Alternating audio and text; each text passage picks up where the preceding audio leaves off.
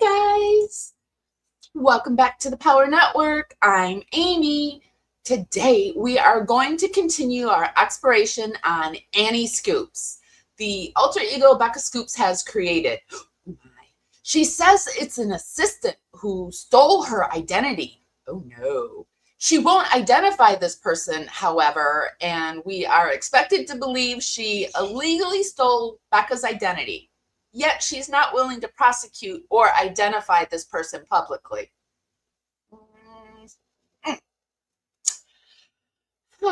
So, and my question is, why is Becca Scoops so untouchable? That's what we're getting into. Oh, I also want to take a look at the Gepettoes' latest shenanigans, because that's what this is all about. I'm rolling the intro while the algorithm brings in the rest of the power crew. Shout out to my replay crew. Love you, babies. Cavalier's drumming his old guitar again. Words rolling out into our fire. If heaven had wings, I would steal them and fly away with you for a while. Here in the essence of gratitude, your dreamy little smile on my lips. I miss my cue, but baby, I had you. Miss my cue, but I had you for that day. Here in the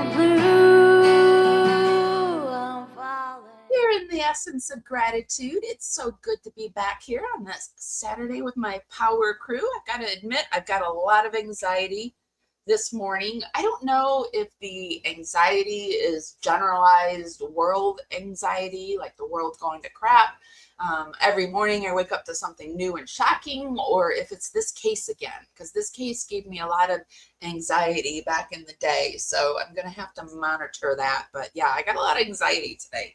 And so it could go either way for me during this show. I could get very mad. I could get very funny. I could get very sad. I don't know how it's going to go, but we are going to cover this. I find it strange that nobody else is really saying too much about it. I guess more and more people are covering it, but every other aspect of this case has been scrutinized up and down and back and forth and all over again. So why is this so off limits? I don't understand it, but we're going to get into it and we're going to figure it out. If you guys, before we get started, if you could just start that algorithm dance party I like to do and warm up your fingers and dance them right up to the hearts and thumbs up button, helps us go out into the algorithm and party out there, bring more people back. Today we're coming to you on Facebook, YouTube, and Twitch. So if you could just give us love on that platform that you're viewing us on, that would be really, really helpful. It's like a content creator's biggest way that you can support them. So thank you so much for those that do that. Everything that we view today, I will put over in the YouTube show notes. We do this for fair play use and to cite our sources. And as always, everything in this live is our opinion for educational and entertainment purposes only. Okay, let me get my screen. Oops, that's not what I'm going to do. Let me get myself all situated on the screen and then we'll get going.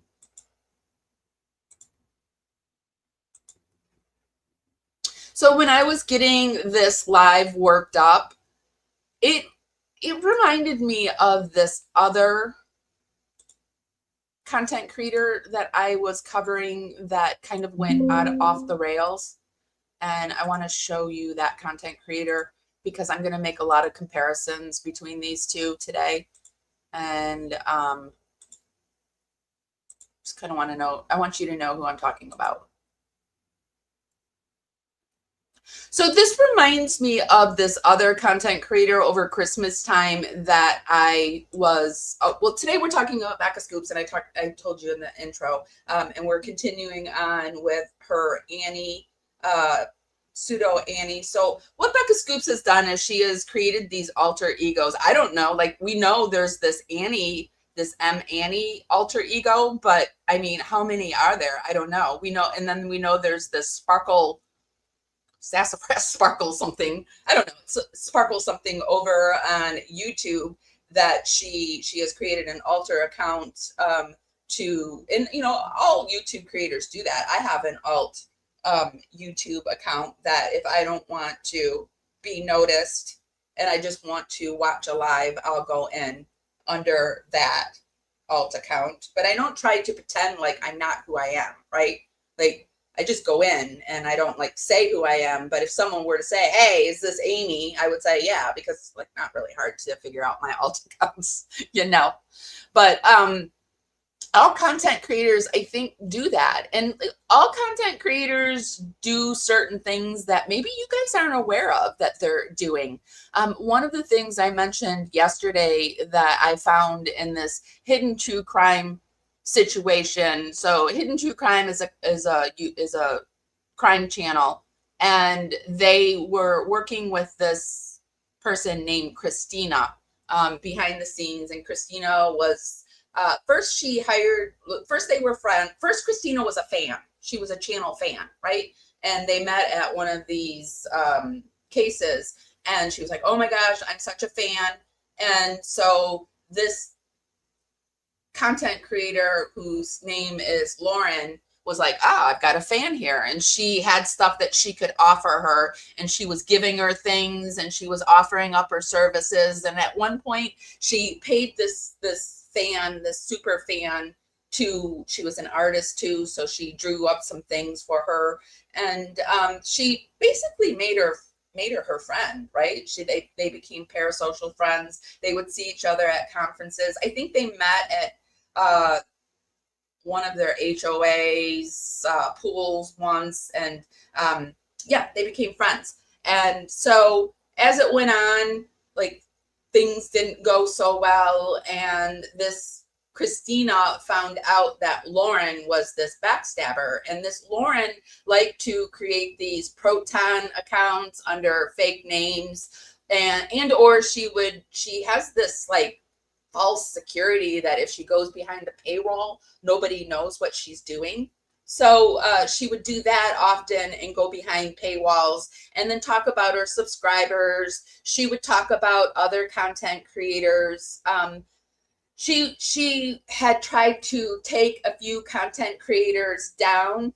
I don't know if you know Gigi from Pretty Lies and Alibis. That was one of the content creators. She made a statement about how this content creator went after her channel in a negative way. There was emails of her doing this. You know, it's a pattern of behaviors that I am noticing that's happening with Becca Scoops. And I'm just wondering if this happens, like if this person was always like this, or if it happens after you get a certain amount of subscribers, or when does it happen? But it was happening a lot on this case that I was covering around Christmas time. And I learned a lot of things that content creators do that we don't know they're doing. And even I, you know, like I'm a content creator and I didn't know they were doing it. But one of the things that they do, I mentioned yesterday, was that they create Reddit accounts, Reddit snark accounts under their own names, or they'll have their assistants do it. And they do that so that they can gain control over any narrative that comes their way. Like if you control, like, can you imagine if Gypsy Rose Blanchard controlled her snark account? Like if they were smart, maybe they would do that. They would go out and create a snark account and get some people over there. And I mean, it's a way that they can control the narrative. So I just wanted to show you that a lot of content creators are doing these things behind the scenes. And over here, this is this was 6 months ago, and this was Hidden True Crime. And so Grayson is Lauren's assistant. So Grayson is Lauren's assistant, and this is Down the Rabbit Hole at Bedtime. And she picked up on this, and she figured out that content creators were doing this. So take a quick look and look-see and a listen. How I had noticed, as well you, Amy. And Amy, I was watching some of your coverage and it's great too. And thank you for using my content. I really appreciate that. I really think that when a content creator uses another content creator and shouts them out and does whatever, it forwards that content creator along. I don't think I don't gatekeep my content. Hey there, it's so good to see you. A copyright issue at all, if done right and if done in a where you're adding your own thoughts and feelings to it. So thank you, Amy. Plus, a bunch of Redditors had noticed that she was a moderator for various snark pages for Annie Elise. And I had made a comment. I said, well, I wonder if Annie Elise is aware of this, because you're literally a moderator for everything that's Annie Elise. Snark pages wise. Grayson came in the comments and I did pin her comment. And, you know, and I'm going to read her comment. I think it's important to read it. She said, this is Grayson. I'm the owner of them because I worked for her and created them as a business move years ago while working with her. Did you hear her? As a business move. This is all a business move for Becca, and she's fighting to keep her channel. And for me, I just feel like she's really leaning into the lie. And I'm shocked at the amount of people that are buying the lie. Because I guess this is the age we're in where, well, it is the age we're in. What am I saying? Look at what's happening in our government. There's no activity on any of ones I took out, and she's aware of them, as it was a group decision when I did it.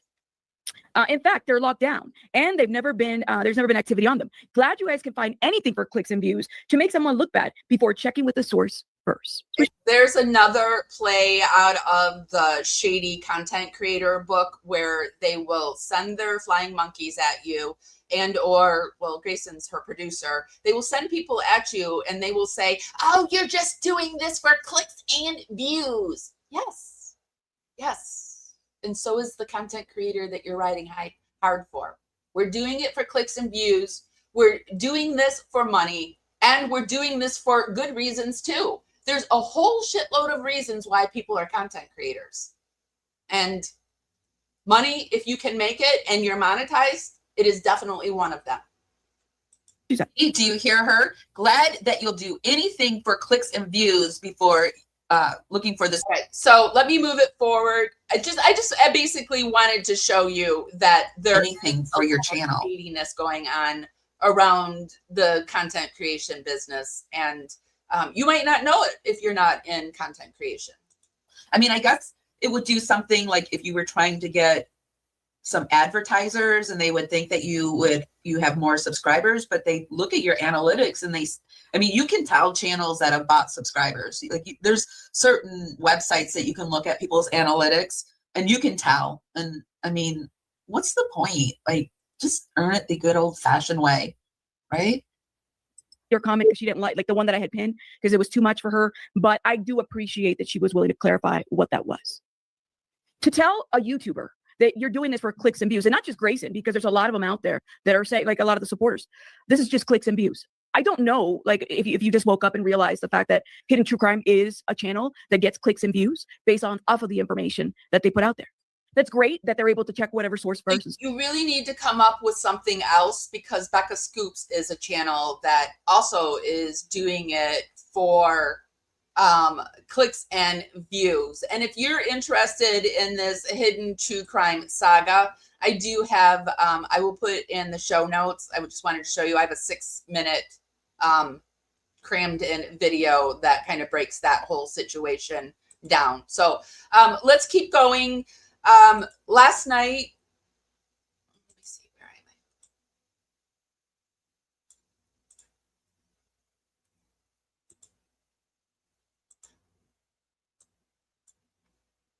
So last night, it looks like Morbid had another live on this situation. For the first part of it, he covered, let me make sure I have the right thing up there. Yeah. Is that the right one? Yeah. He covered talking, he had I don't know the situation. Like I said, I will put the link, and if you want to watch the first part of it, you can. He had somebody on named Princess, I think she's Peaches. I think her name was Peaches. And it had something to do with case studies and the fight and the doxing that they're going through. But then after everybody left, he went over and talked about a live that Becca Scoops did over on the Tiki Taki streets. She said it was going to be the only one that she did, but it's not. She's done 2. So we're going to take a look at that. We're also going to, she put out a video yesterday, and we're going to take a look at the video. But actually, we're not going to take a look at the video. We're going to take a look at the comments from the video. I captured a few things that I want to go over. And so that's the agenda for today.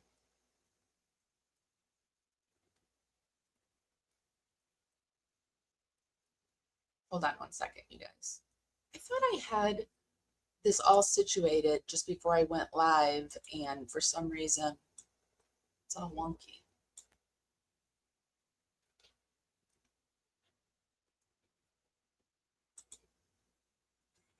Yeah, money is a good reason, isn't it? It's always a good reason. Or it's a bad reason. Or it's the wrong reason. Or it's the blinding reason.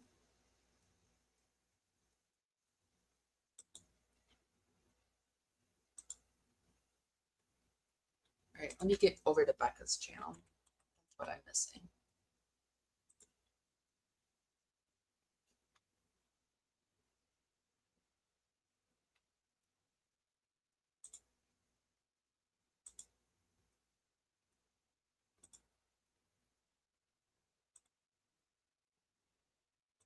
Good morning, Patty Sharp.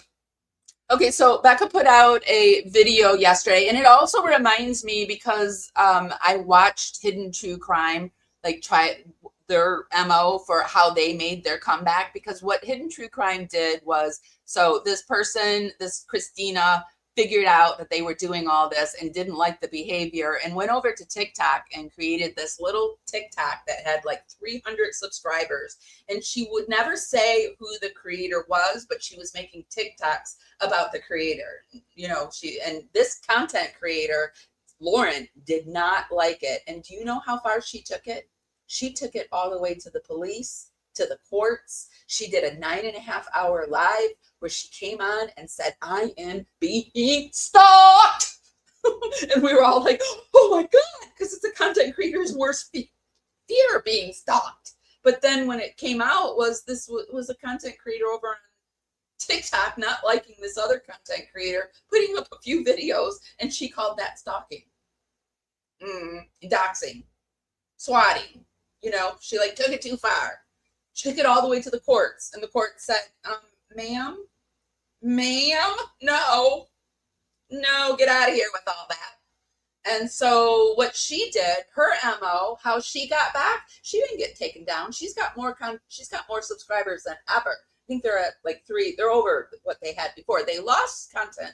They lost subscribers. They lost about 10,000 subscribers, but now they're back up. I think they bought them. But anyway, they're back up. So what they did was they did the 9.5-hour live, and then they went on like this PR thing where they went over to a few larger content creators, and then they went radio silent. And what they did was they let the other content creators fight their battle.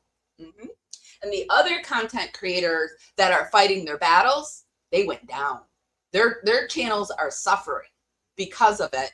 But Hidden True Crime, they're up on top. So Becca, if you want to take a play out of that book, you just stay silent like what you're doing. You went on a few, I know, I see you went over on TikTok and you did a few things, but now you have to stay silent. You must stay silent, and you're going to have to get a few moderators. So when you go back to doing lives, you're going to have to like stop those lives to a crawl, and then you just delete every bad comment that you see. If this is the path you're taking, because it sounds like you're doubling down and this is the path you're taking. The path I think you should take is just own up to it and apologize. But if you're going to do it, this is how they were successful. And then that's what you do. You ultimately just let other people fight your battles and you stay out of it. because other people will fight your battles for you because they're already doing that. So I think that's what you should do. But really, I mean, if like I have a devil and an angel on both sides of me. So like the devil says that's the way to go if you're going to continue that path. But the angel in me says, you know, you need to just really say what's up, because I have a sneaky suspicion that Morbid is not going to stop. And I have a sneaky suspicion, and this is just all my opinion, that you've done more than just the Annie Scoops, because we know you've done the Sparkle. I'm bad with names. Sparkle Farts name. You've done that. And, you know, also the person who you're throwing under the bus, this Annie person, like, you're not producing this person. And if this person exists, they're going to find out about it. Right. And if they exist and if they don't come forward, then this person doesn't exist. Then it's a made up name. So, I mean, but I'm just saying, like, it sounds like hidden true crime to me. It just sounds like another hidden true crime move. And from hidden true crime, they moved to this other content creator right now in the hidden true crime situation. They're going after this other content creator that they found was a little too nicey with her subscribers and got onto one of their subscribers' wills, or thought she got into the will, but the will went to all the animals. It was over $1 million, and it went to this animal shelter, and she's fighting the animal shelter because she thinks she wants her money. So, I mean, that's another content creator out there doing messy work. So I'm just saying, you guys, the YouTube streets can get messy. No, and this gray rocking thing is just ridiculous. It's really ridiculous.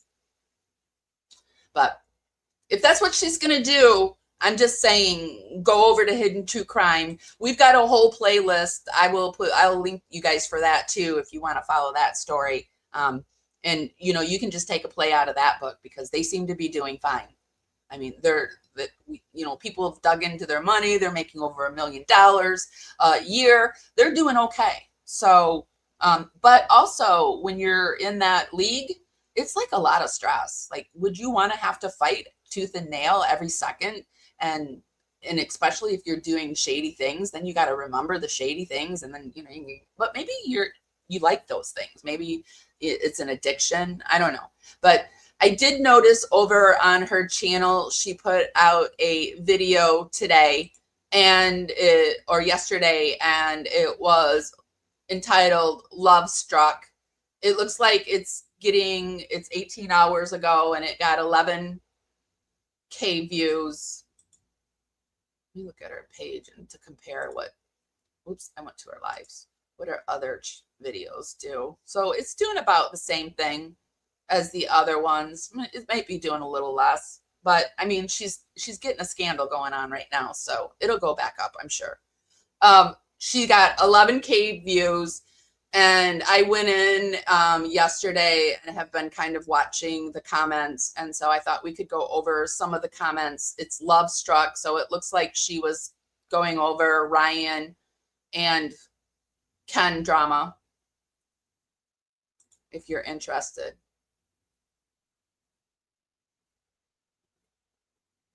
I don't know if you noticed the screenshot, but this was a message that I found really concerning. This was a message and she liked it, so she didn't delete it. It said, "This message is for Mitch. It doesn't take balls to tell a bunch of shit to someone else's wife and call her names. It takes someone of pure stupidity. He has no clue. And I know you know exactly what I mean." What do you mean? This sounds like a threat to me, actually. It takes balls, and you know exactly what I mean. I was raised that there is the right. Hold on, I can't see it. Let me get it bigger. Hold on.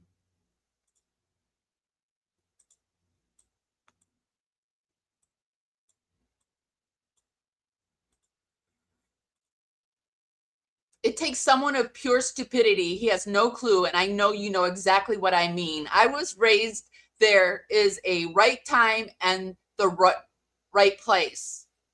I was raised that there is the right time and the right place. Just be patient.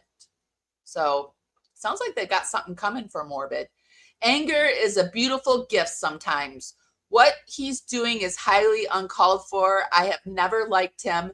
By his third live over a year ago, I could see right through him, and I told him his mask just slipped. He responded with some dumb reply he was using to reply to all the comments at the time. I think it's just give it a year. I'm sorry this happened. This sounds like a definite threat to me. And she liked it. And she's deleting a lot of comments, but I think it's really strange that that one got through.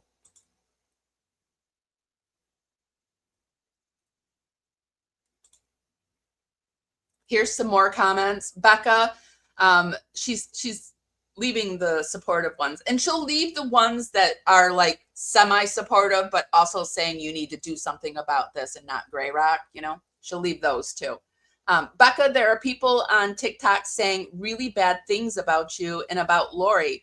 This person said that Morbid, you, Lori, and others are part of GRB's inner circle, that you've been talking to Sheena, etc. She left out that she was talking to Sheena under an alter account, under a fake name. She was talking to Sheena under the guise of a fake person. I just didn't know if you're aware of what's being said and what you are being accused of. I know there's always so much drama, lies, and chaos when Gypsy is anywhere near, and I always try to stay completely away from all of it. And then this person says, the best thing to do about this situation with Morbid is to ignore him. He is desperate for views, so he is spreading this nonsense because he knew people are going to go on his lives and defend Becca. It's all a ploy. People should just forget about him and not give him the views. Why would people want to forget about him? He's the one that made all of you guys. Do you want to forget about him because now suddenly he's saying what you don't want to hear? I mean, yeah. Is he doing this out of spite? Yeah. But would I consider doing this out of spite, finding out that Becca Scoops was going behind my back, trying to get my channel taken down, talking all these alt accounts and lying to me? Would I be upset because I had her on my channel nearly every night and was a good friend to her? Would I be upset? Yeah, I'd probably be pretty upset. And in my very unhealed version of me, I might do exactly what he's doing. I don't think I would do it now, but I can't say for sure. But I can say that I'd be very hurt and upset. And you can't come to me and say he's a horrible person. She knew exactly who he was when she was on his panel. He was the same horrible person that you're telling me he is today. And I'm not saying he's a horrible person. I think I said he was a horrible person the other day. But I just, like, I'm trying to get out of those, like, those constraints of, like, late, like, I don't know. You know, like, we've all been horrible people at one time. We're all like, he said horrible things about me. Like, I do wish that he would get his, like, panel back. I saw yesterday that he was playing this sound for Hello Starlight, which I think Hello Starlight, Apple. Let me see if I can get their names right. Apple, Haiti Joyless, Nicole, they were all like ride or die for him. Very good to him. Had his back. So I think if anything, I mean, like sometimes when you're like cornered and you're upset, you like just lash out at everybody. I'm hoping that's what happened, and he will like be able to make amends to those people that, I mean, sure, he made them too, or he helped build their channel, but I mean, they really, really rode hard for him. So hopefully that gets better, because he does need more people up on his panel, because I won't watch the other side. I mean, I'll watch Sunday to find out what Sheena has to say, because apparently Becca Scoop pretended to be Annie and was sending emails to Sheena under this Annie person. Like she was going to the other side, pretending to buddy up to them. I mean, like, I don't know. I don't know why people are willing to be okay with this. It's a lot for me. It's like, ugh. Hello from NorCal. Sounds like a lot of work to me too. But when there's a lot of money on the line, maybe you're willing to do it. So people were just talking. I agree. I noticed a long time ago there was a lot of drama around him. So I never watched or listened to him anyway. I mean, he still pulls in a lot of views. I think he was up to 700 views yesterday. I can't stay up late because the bird wakes up at 3 or 4. So I fall asleep about 8 or 9. No, yeah. I could have went the route of being made under the name of Morbid, sitting up on his panel, but I just didn't choose that route. And so if you chose that route, in my opinion, you can't now come back and say what a horrible person he is, because you knew. Don't tell me you didn't know. And you got to either believe him or not believe him. I don't know what to believe, to be honest with you. And so I stay out of it.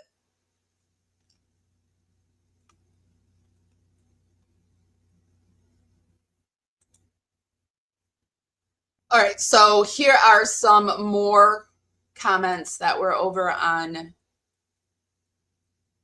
Becca.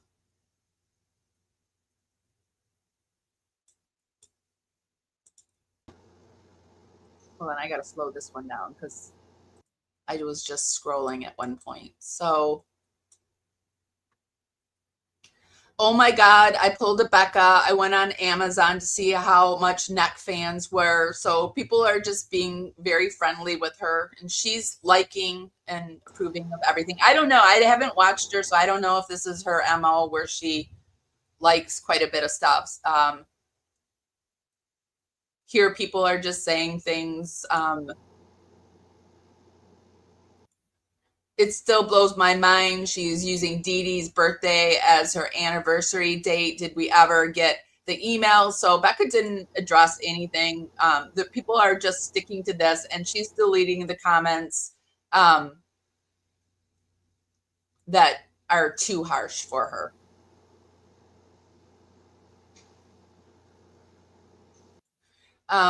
Usually it's the guy in a relationship who gives little thought to the anniversary. So people are really just sticking to this. And if, they don't, they get deleted. So if you want to stop and pause and take a look at some of the comments, there they are.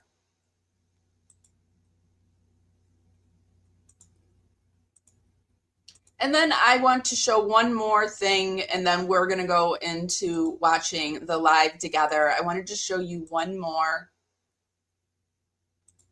Becca Scoops comment that was sent to me.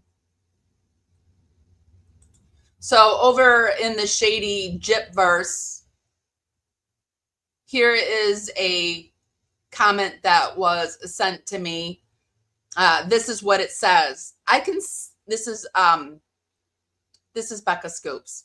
I can see maybe you focused on Perez. I don't watch the whole thing, and I agree. He is all about dipping in when he can get some cash out of a story. But when you use anything with train in it, many people think you mean me because I made up that stupid saying and it stuck. So here Becca Scoop is saying, but when you use anything with train in it, many people think you mean me because I made up that stupid low IQ saying and it stuck.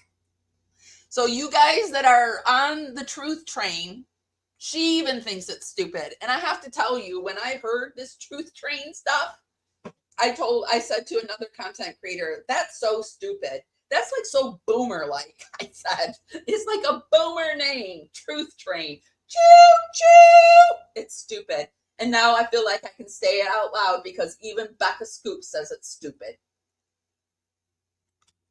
Perez has nothing to do with Truth Train. I wish I never said Truth Train. But so why do you keep saying it? I also agree with you about the FOIAs. I said that long ago to others privately. So this is about Into the Weeds. When Into the Weeds was running around CrimeCon, handing out thumb drives containing the FOIAs to big name crime people, I was like, what? No one is going to sit down and read thousands of pages of docs. If anyone even plugged the thumbnails, if they possibly said, what the fuck? I knew, like, just, you see these messages from Annie Scoops and she trashes Into the Weeds. She has a real issue with Into the Weeds, who worked really hard at getting the FOIAs and does just as hard work as she does. And they don't sit over, well, they did it, you know, they finally said something about Becca. But Becca knew that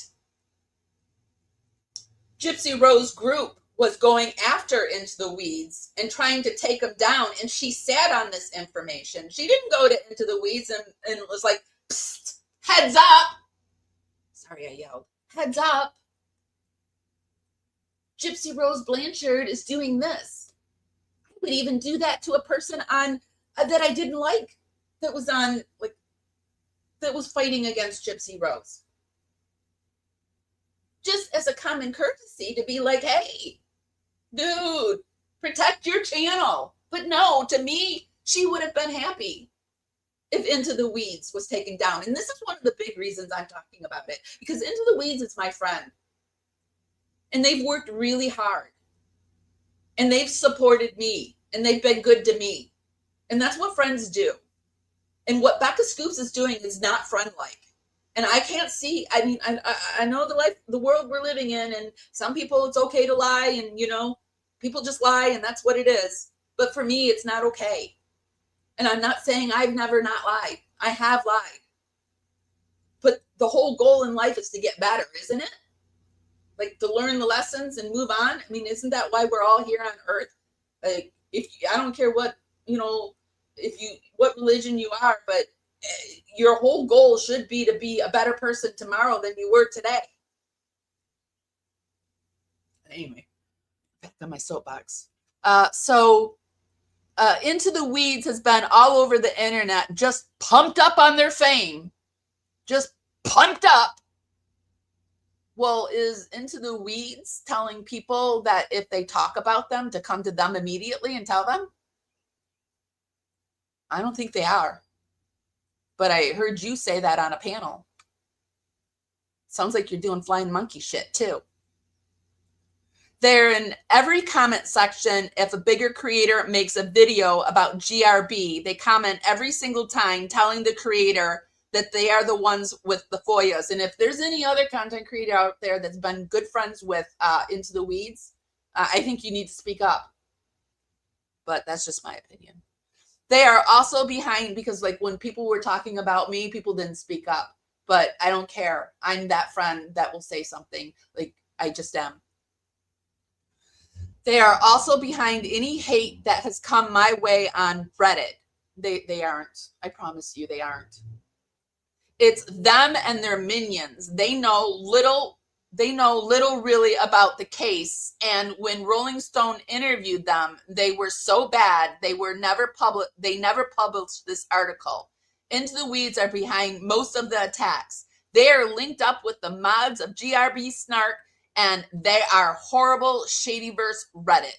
They hate you, me, Starlight, Case, anyone who sat on your panel.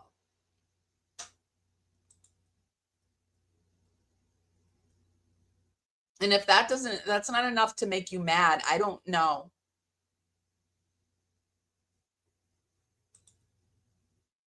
I don't know. The wrong thing is being shared up on my screen. Hold on a second. Let me take this down.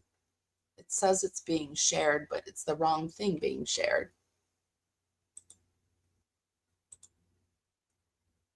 StreamYard, you really need to get your shit together. Oh, wait, that's me. I need to get myself together. I had it up there. Williamson, you really need to get your shit together. there.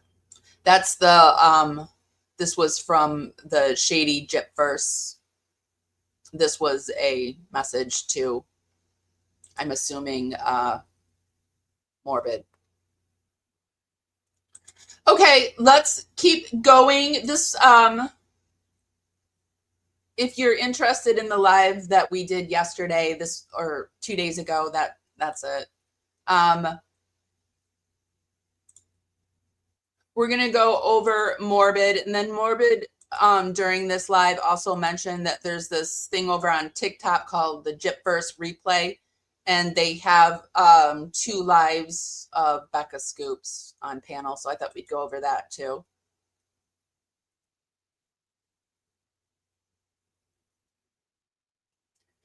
All right.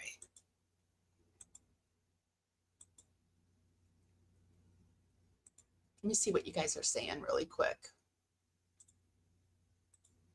Some folks assimilate others' personalities rather than find what they like. Not sure why this is done. Makes no sense. Yeah, a lot of people do that, I've noticed.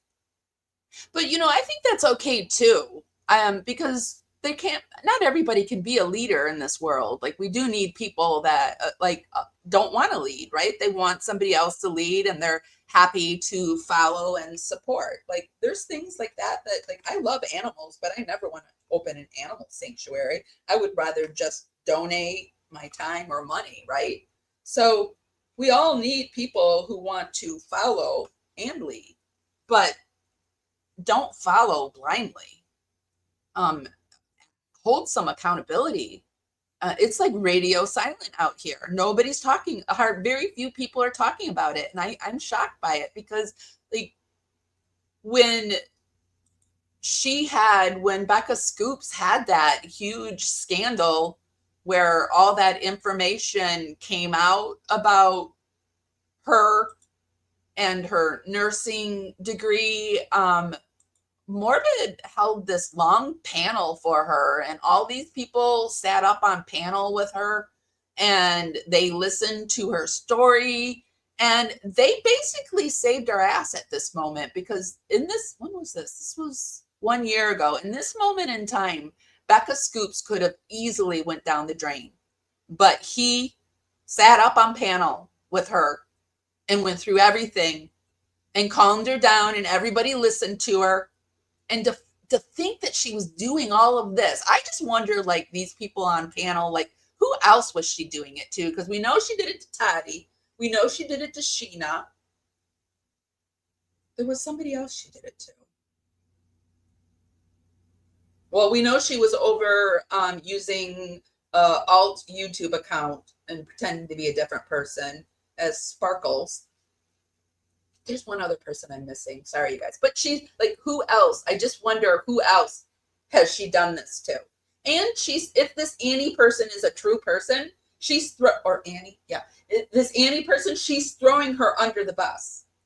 She's throwing another person. I tend to think that maybe this Annie person doesn't exist, because I hope she doesn't exist. Or actually, I hope she does exist and she brings her forward somehow. And like, I hope I'm wrong, but I don't think I'm wrong. But I always hope I'm wrong when I find out something bad about a person. And in the past, I might have been like, oh, no, she didn't do that, did she? Nah, she didn't do it. Nah, no. Well, I mean, did she? Nah, she's, I'm not playing in those fuzzy, murky areas anymore. I'm learning to train my gut, and my gut says, in my opinion, with my BA and sociology and psychology and working, 20 years in psych-soc, it's telling me she did it. She did it. And I was talking to AI about it. And so I said, Can you give me a psychological assessment on somebody who is building a YouTube account and wants to become number one in their niche so that they're willing to create alter accounts and email other content creators under fake names to influence them to think one way or another about the topic that everybody's talking about, including the topic being yourself? So, like, for example, you would email another content creator talking about yourself, but talking about it under this alter name. Thanks.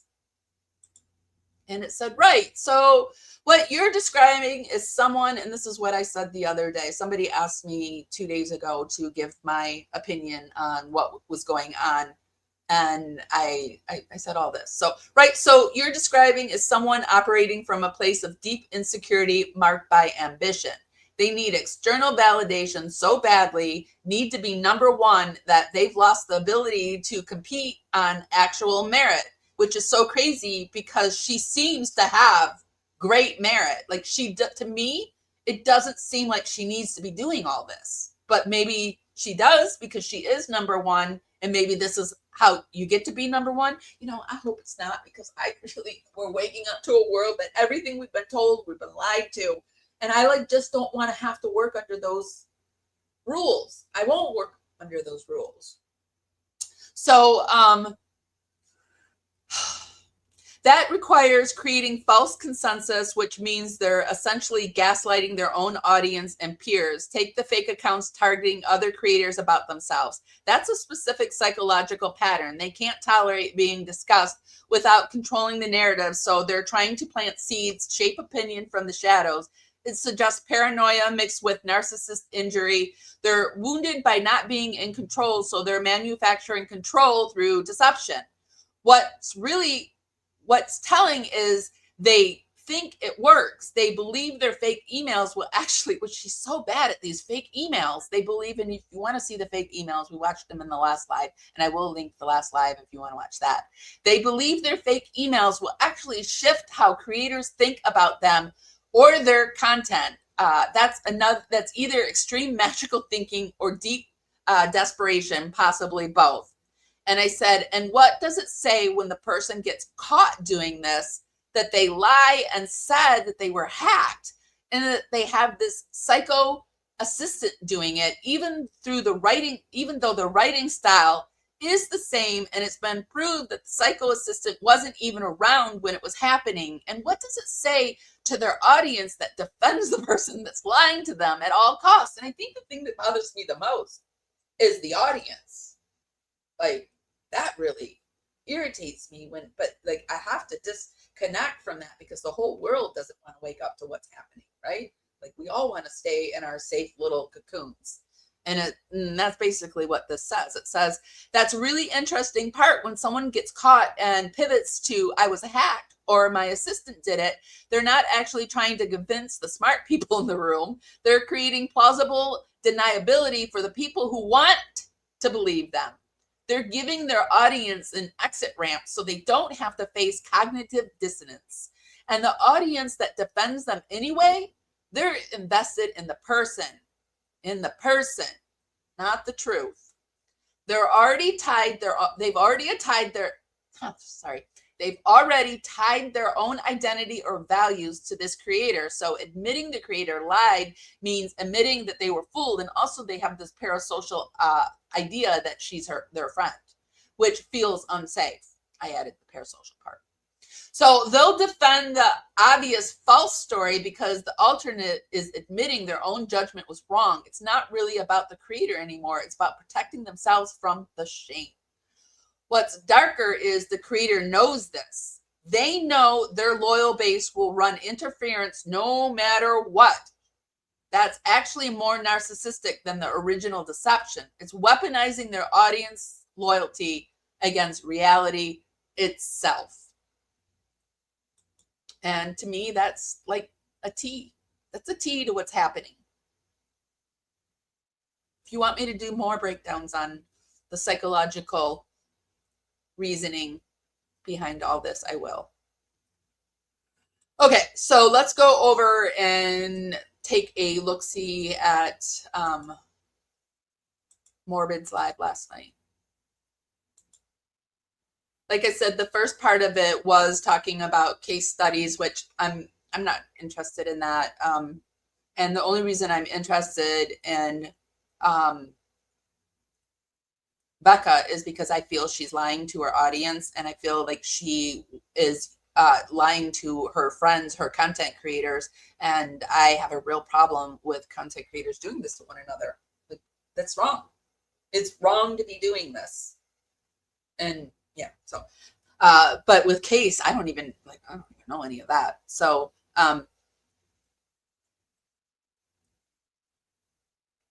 let's get into this. Guys, if you could be sure to hit that thumbs up button for me and share, helps me go out into the algorithm party out there. Like I said, not a lot of people are wanting to hear this or watch it, so that will help me get it out and get it to more people. And I'm not really trying to change people who are those ride or dies that you're just never going to change them. But the people I'm trying to get to are the people that are on the fence, don't quite know what's happening, want to know what's happening, or want somebody to commiserate with in their deep, deep disappointment in Becca.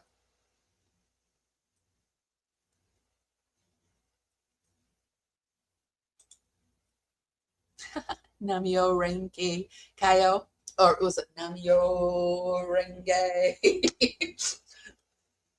I think I have a short on that one. I used to go chant with some Buddhists around here.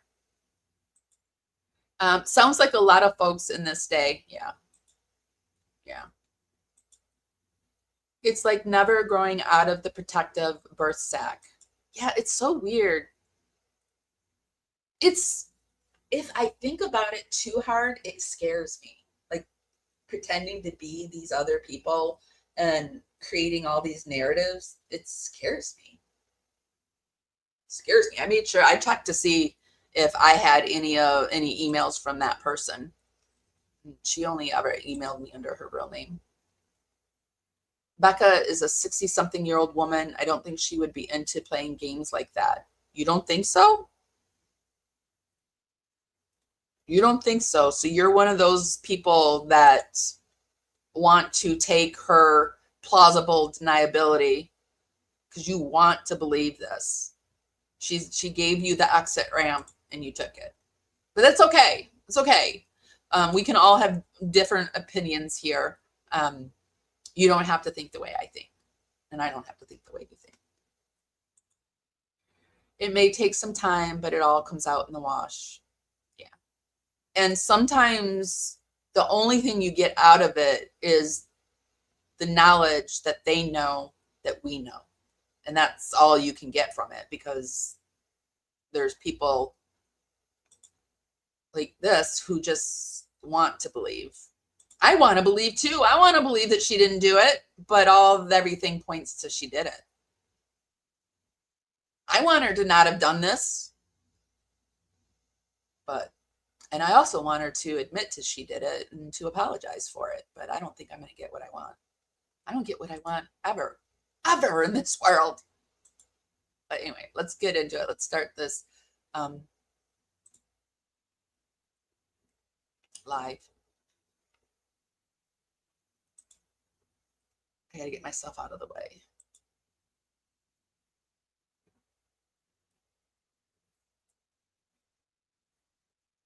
Everybody's welcome to their opinion, Darlene.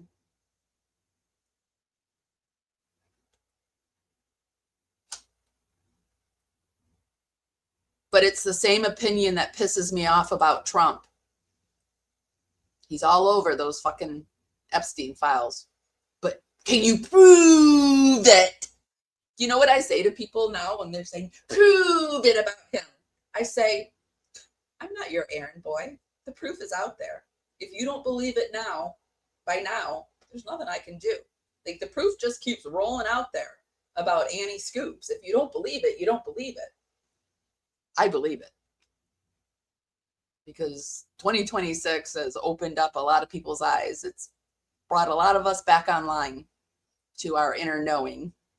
And when a pattern is a pattern and ends to this conclusion. All right, I'm really going to get over here. I'm talking too much. Hold on. Where is it? There it is. They think are on my side. No, I'm here to allow anybody to say whatever the hell they want. Okay. We may not agree, and that's okay. We're just a bunch of free thinkers that are a bunch of nobodies that don't matter. Free thinkers. That's what I say. We're just a bunch of free thinkers over here. I hate when people tell me how to think. And I'm such a crazy person that if you tell me to think one way, I will really examine it and decide which way I want to think. And I will be leaning more towards the other way that you don't want me to think. I have to be careful because my mom used to say I would cut my nose off to spite myself. And I would. In my unbalanced state, I certainly would.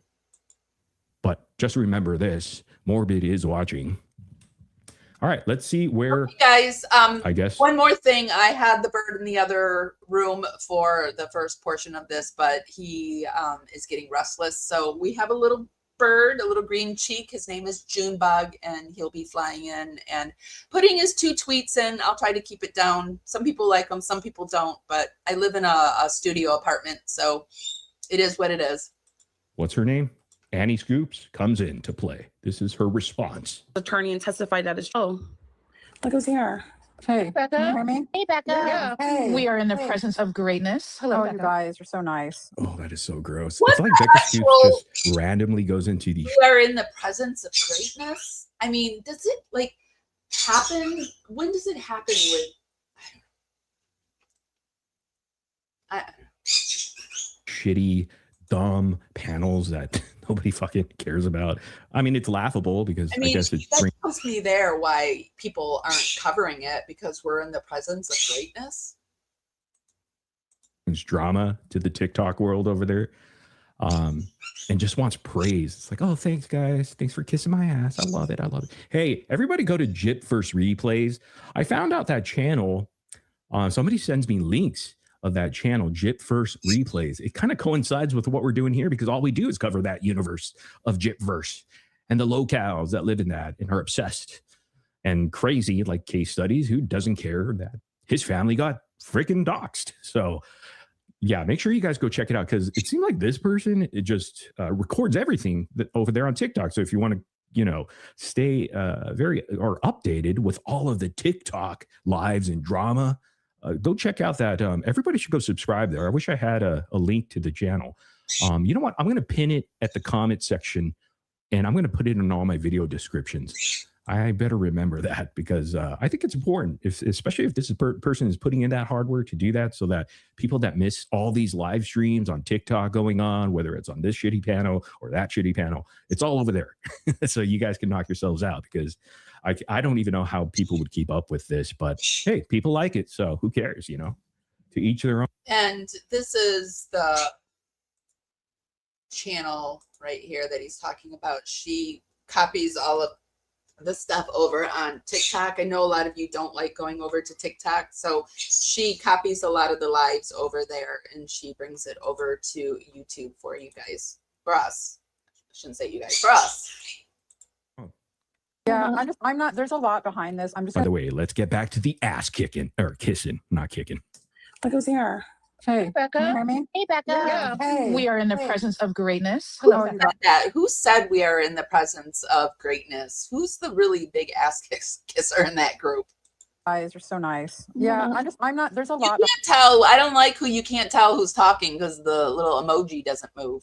behind this. I'm just going to speak Becca. really, hi, everyone. Hello. Thank you so much for the Hello. support and, you know, trusting me and all that.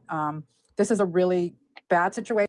That's like a weird thing to say. Hey, thanks for all the support and trusting me. Why do you even have to say, like, who says that? Hey, thanks for trusting me, guys. You know, thanks for trusting the grift train conductor here, guys. We appreciate it. Love it. Thank you. Thanks for trusting me.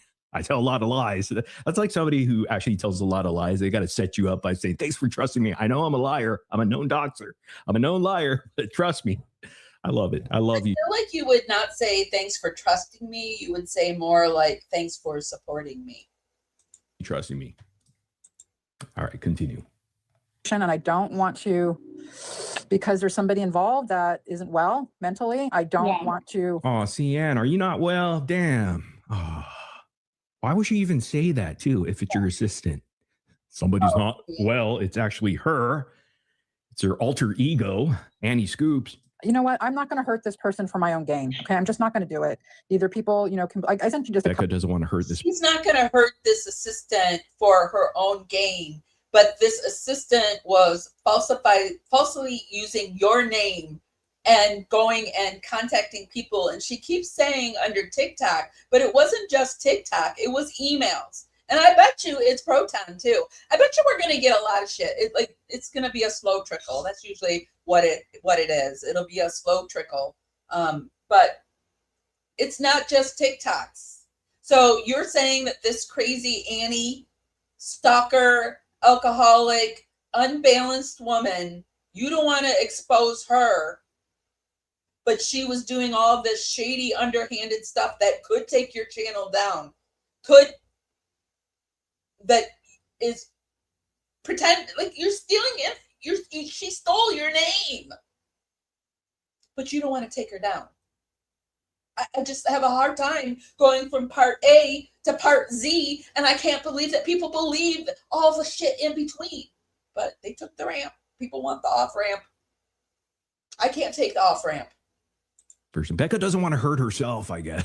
She doesn't want to hurt her other alter ego. Couple brief receipts, Quiche, but after this, I'm not going to talk about it. If people think I'm a piece of shit, okay. Anybody here think she's a piece of shit for being a doxer and liar and lies upon lies? And she comes out with this horseshit thinking you guys are such idiots that you're going to fall for it. Is there something happening in the comments, you guys? We're the smart people. Will the real Annie Scoops please stand up? Okay, I don't care because I'm not going to hurt somebody else. I did send a kind of a more detailed email. Becca Scoops doesn't hurt anybody, especially Case's wife and kid, right? She just likes doxing people and talking shit. Oh, that's wow. What she did. She talked extensively about Case, who is riding hard for her. She doxed his son, I think it's a son that he has, and his wife, and his wife's ex-husband, and he's still riding for her because, you know, people have fights and they talk shit about each other. Oh, trust me, guys. She says, hey, guys, thanks for trusting me. Thanks for trusting me. Hey, I don't care because I'm not going to hurt somebody else. I did send a kind of a more detailed email to Audrey. Okay, so she said she's not going to hurt anybody else. So we better not get anything else about Becca Scoops sending any flying monkeys at anybody, right? Because she certainly won't send her flying monkeys at Annie. So we better not see any flying monkeys going towards anybody else either, because you're not going to hurt anybody, right? You know, reached out to her. So several months ago, I've had a couple people help me with my emails, and she reached out to Audrey. I've already had some of your flying monkeys fly through here. And saying, oh, yeah, that's my email address because you got caught. And now you're talking about someone being unwell. You think you're lucky stars that you have a husband who was a former detective so you could get into your investigative work to figure out who was using your email address. I don't think a lot of people are falling for it. By the way, this is a segment here. We want to call. I got to have a little thing here. Yeah. Let's see. What kind of sound effect should I play? It's what we do, right? Former friends dox each other. Yeah, I could dox some former friends too, if that's what we do. I mean, I could dox Becca Scoops if I wanted to, but I don't. I don't do that. And I also don't create Proton and fake emails and email people. But I did say that I do have an alt YouTube that I will go into other channels, and it's something Michigan, because I'm from Michigan, but I live. What is it? I don't even know what it is.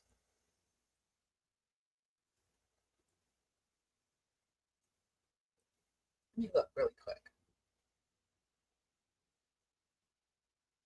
Oh, and also I have Feel Good University. That's my second channel where, because all of this shit is so heavy, I like to go in and talk about positive stuff, meditation and stuff like that. Pure Michigander. That's my alt account. Pure Michigander. We all have them, but how far do you take them, right? Do you go in and try to pretend to be somebody else Do you take it as far as emailing somebody else? Because this is what we're getting here. For the time being. There you go. This segment is called Saving Private Starlight. Starlight, your seat is still here. It looks like everybody misses you. We hope you're doing well.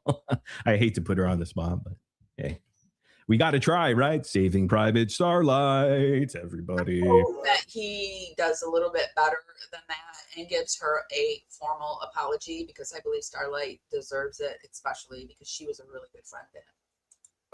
There we go. Back to the show. Let's go. But again, I hope for a lot that I don't get. Scoops. You guys know I'm 61. I have no idea about TikTok. I have no idea about a lot of this stuff. And this person approached me. I wasn't, I think probably I had said maybe, it doesn't matter. This person approached me. Her actually on her saying like she's 61 and TikTok's a little hard to understand, because it is like, I feel like a boomer over on TikTok, and I'm a Gen Xer. So she is a boomer. So I'm sure she's a little bit lost over on the ticky-tacky streets, because I'm a little lost over on the ticky-tacky streets. But I've been going over to Threads lately.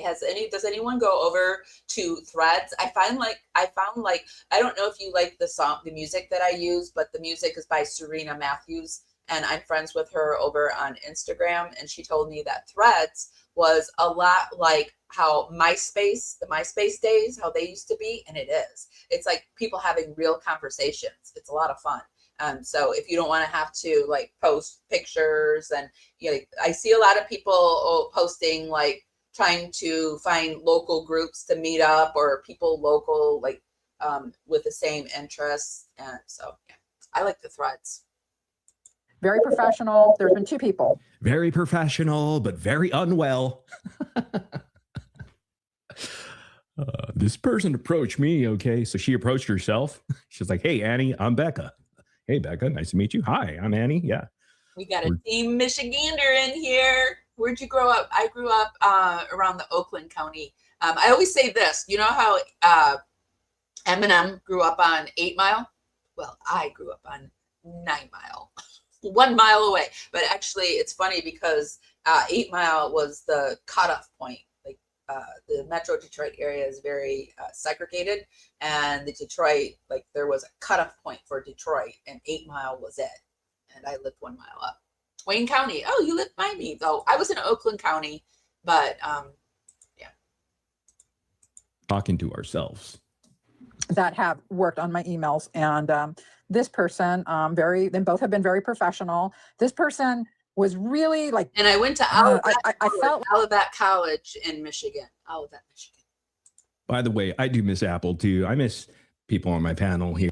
I miss them on your panel too, and I hope that you do them right and apologize, because they deserve a good apology. I mean, this is a little fun thing that you're doing, and I think it's cute, but I also think that you owe them. But I mean, it's morbid. You probably won't do it, but I think they deserve a big apology. Here, of course, we had some good times here, but hey, they got to do their thing, and we got to do our thing over here. They're more than welcome to come here and join us once they see the light we're shining. There's a lot of people I found that don't like to go over to one platform or another. So the only reason I stay on TikTok is because a lot of you don't like to go over to TikTok. And I also do a lot of my Gypsy Rose. I like to create my shorts over on TikTok. I like their editor. But I also don't like to put my face up on TikTok, because TikTok has been just taking people's faces and regenerating them into their own content, and they don't have to ask you. It's in the policy there where you don't have to be asked to use your content. So I really don't want my face regenerated. I have a very common looking face. I found a lot of doppelgangers that look exactly like me, or people will send me photos and be like, "Oh my gosh, Amy, this person looks just like you." There's a lot of famous people that look like me. And you know what's funny too is like when I go over to this makes me laugh. When I go over to TikTok and I play with their filters, and like they'll be like, "Make me into a 1920s woman," or whatever, right? Like, and they take you upload a picture and it'll do that. Or give me 4 hairstyles from the 50s, right? It always makes me into a black woman. Always makes me into a black woman. I must have features, like I do have larger lips and higher cheekbones, so, but I always turn black, which is funny to me, which I love.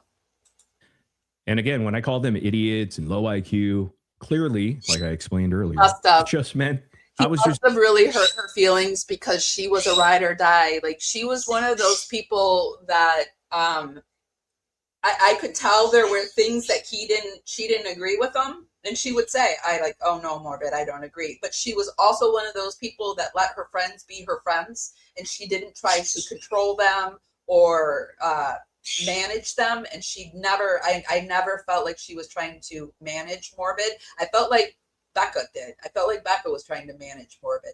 But I never got that feeling from Hello Starlight. So he must have done something to her because she was a ride or die.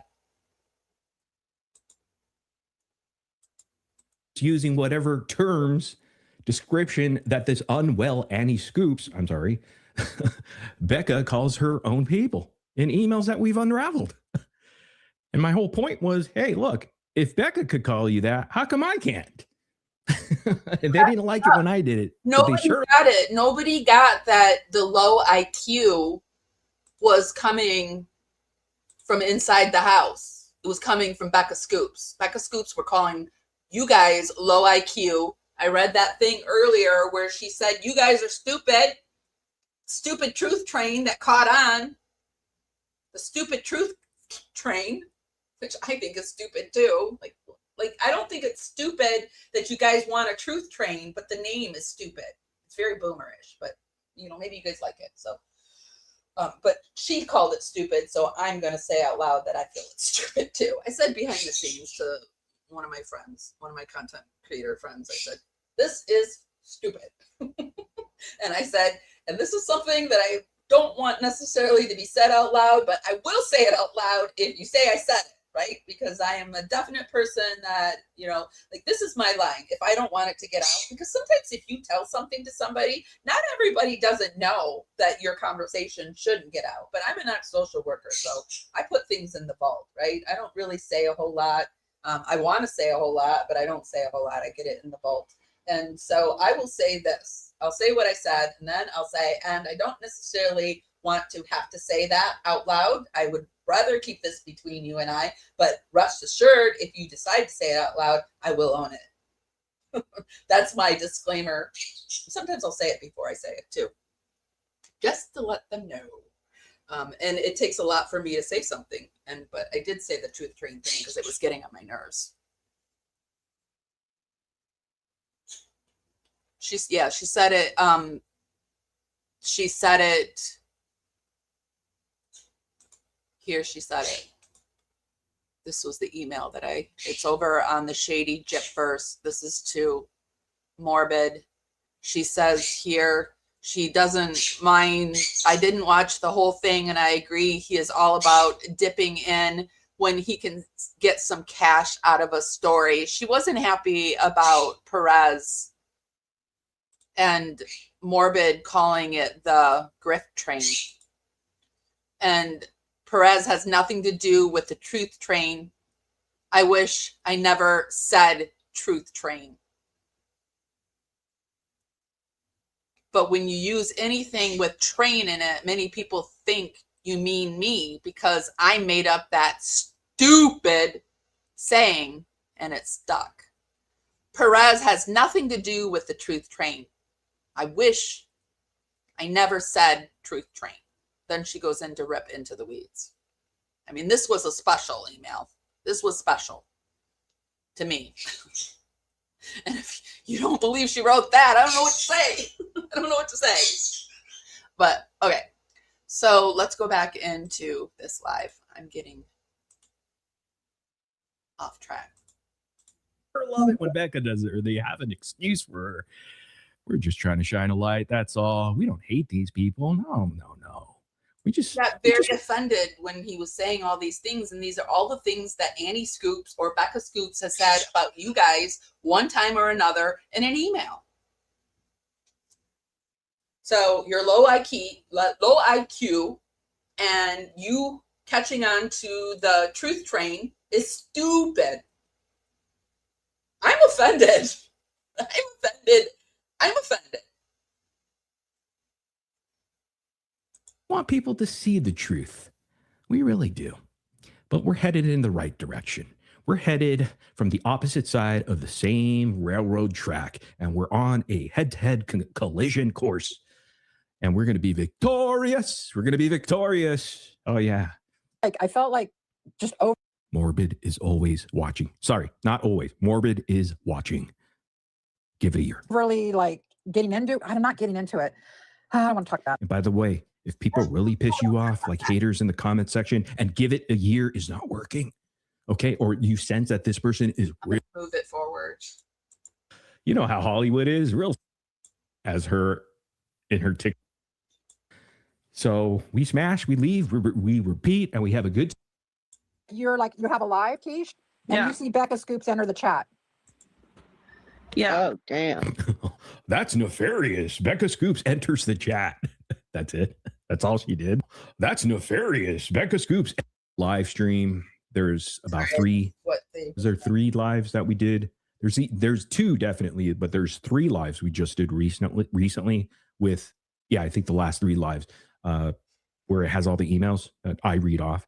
If you want it for yourself, like a copy for yourself, the original, just email me. I had permission from Toddy to be able to forward that to whoever asked for the original receipts so that you know it's legit. There's nothing nefarious going on, like Becca Scoops' nefarious email that she had to investigate. Nothing nefarious going on here. Would be more than happy to provide. Actually, I think there was a dozen people. Yeah, I don't want to admit it, but give it a year is a pretty catchy phrase.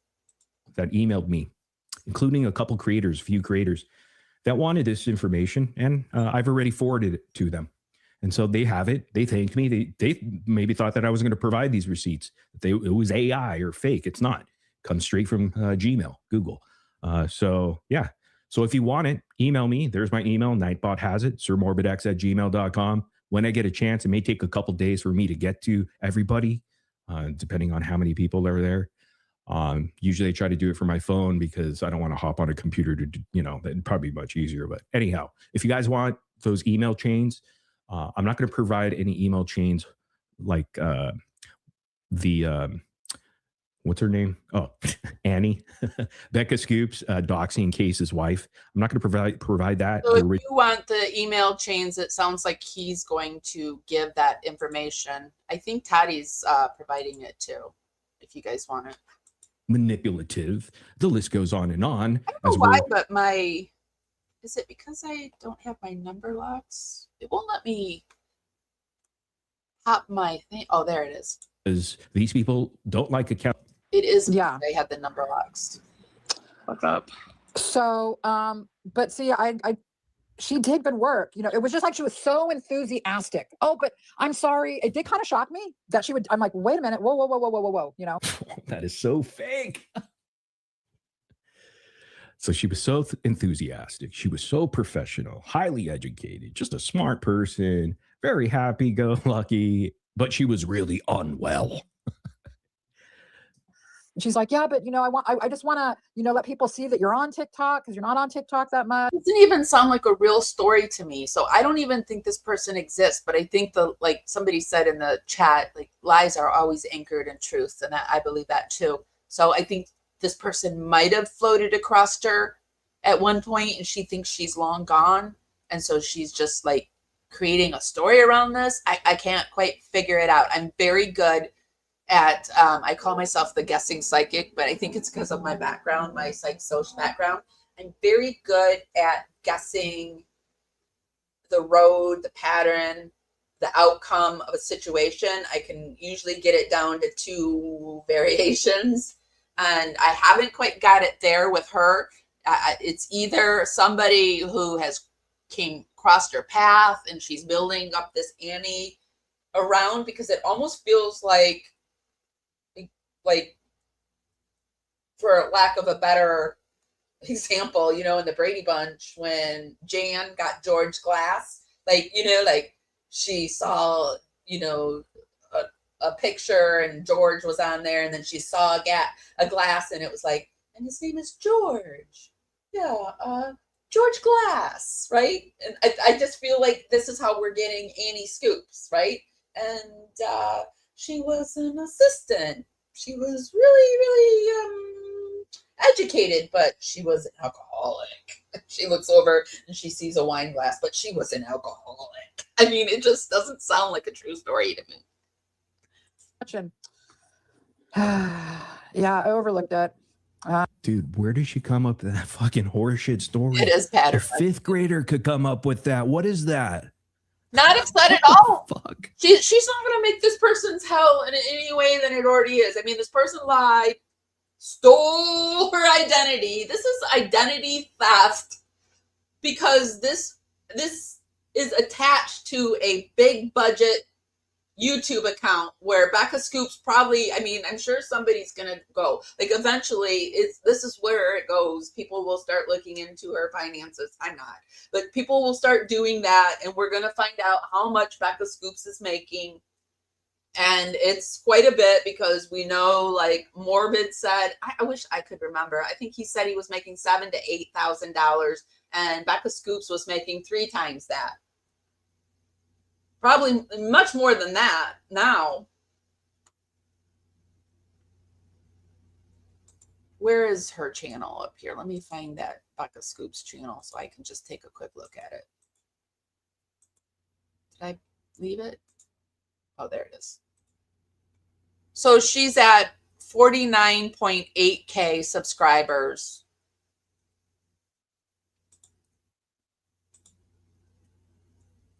Her community, you never know how many people have, but I imagine she has. Can you tell how many people have? I don't know if you can figure that out. Like, if you can tell how many people have in a community, but we can see, like,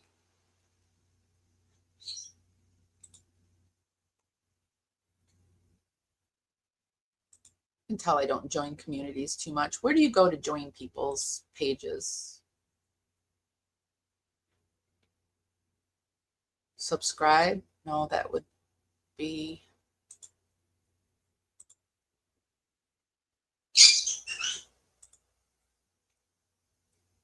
Oh, I'm a member. Power Scoop? How am I a member? I'm not even subscribed. I only pay for one membership, and that's Rocky Kanaka's, and I do it as a donation from our channel because he's the Sitting with Dogs guy. Well, what do you get for being a member?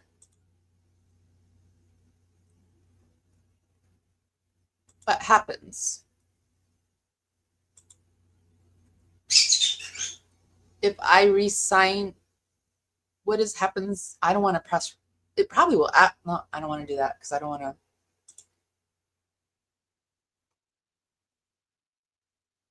What do you get for being a member? I don't see anything. I don't see any member videos. 23 custom emoji. Member shout outs, member only videos, member only live streams, member only live chats. Questions will get top priority. I know Becca joined my channel. She was a dragonfly because she wanted something out of the dragonfly section. Member shout outs. What's in the member? Where are the member only videos? Is it layers of badges? Am I on the lower end of it? I don't know. I don't know because I'm a member. We got to wait one day, I guess. Can I take myself out of the membership? Learn more about memberships. Report inappropriate perks. Ooh, let's see what happened. Oh, okay. I'm on the lower level. Oh, I'm on Power Scoop, though. I'm Power Scoop. There's one scoop where you get $2.99 a month. Then there's the Power Scoop, that's $4.99 a month. And then there's the Ultimate Scoop, which is $9.99 a month. So she's making, I don't know how many members she has because I can't tell. I don't even see any member videos, which is weird. Like, okay, let's go to videos. Maybe there'll be some here. I didn't mean to go off on this. I didn't know I was a member.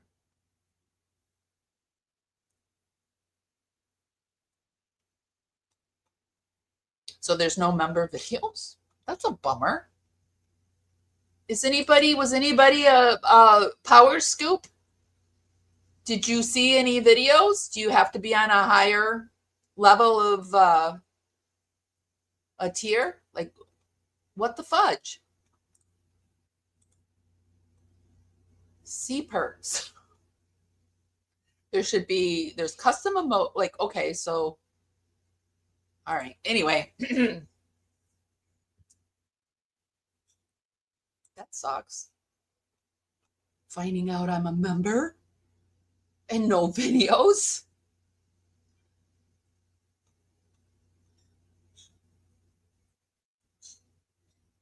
Lori addressed some rumors from a TikTok video. There have been a lot of rumors swirling around regarding the docuseries, who's in it, what it's about, etc. I wasn't going to comment, but I keep seeing concern in the community that these rumors are causing. So I want to offer a little clarity and hopefully ease some minds. The project is still in the very early stages, far too early for rumors, but rest assured, should this get the green light, it will be first and foremost a reinvestigation of the full body of evidence guided by legal, medical, psychological, and investigative experts, not content creators. Oh, so does that mean Lori and Becca are out? It will be handled with the depth and responsibility it deserves. That is what will shape it. So shut up, they're saying, in my opinion. This doesn't mean content creators in the community won't be honored within it. Many of you have put in an incredible amount of time and effort bringing attention to the case. Do you think this is why Morbid got so mad? Something happened that made him mad. I mean, they were friends at one point.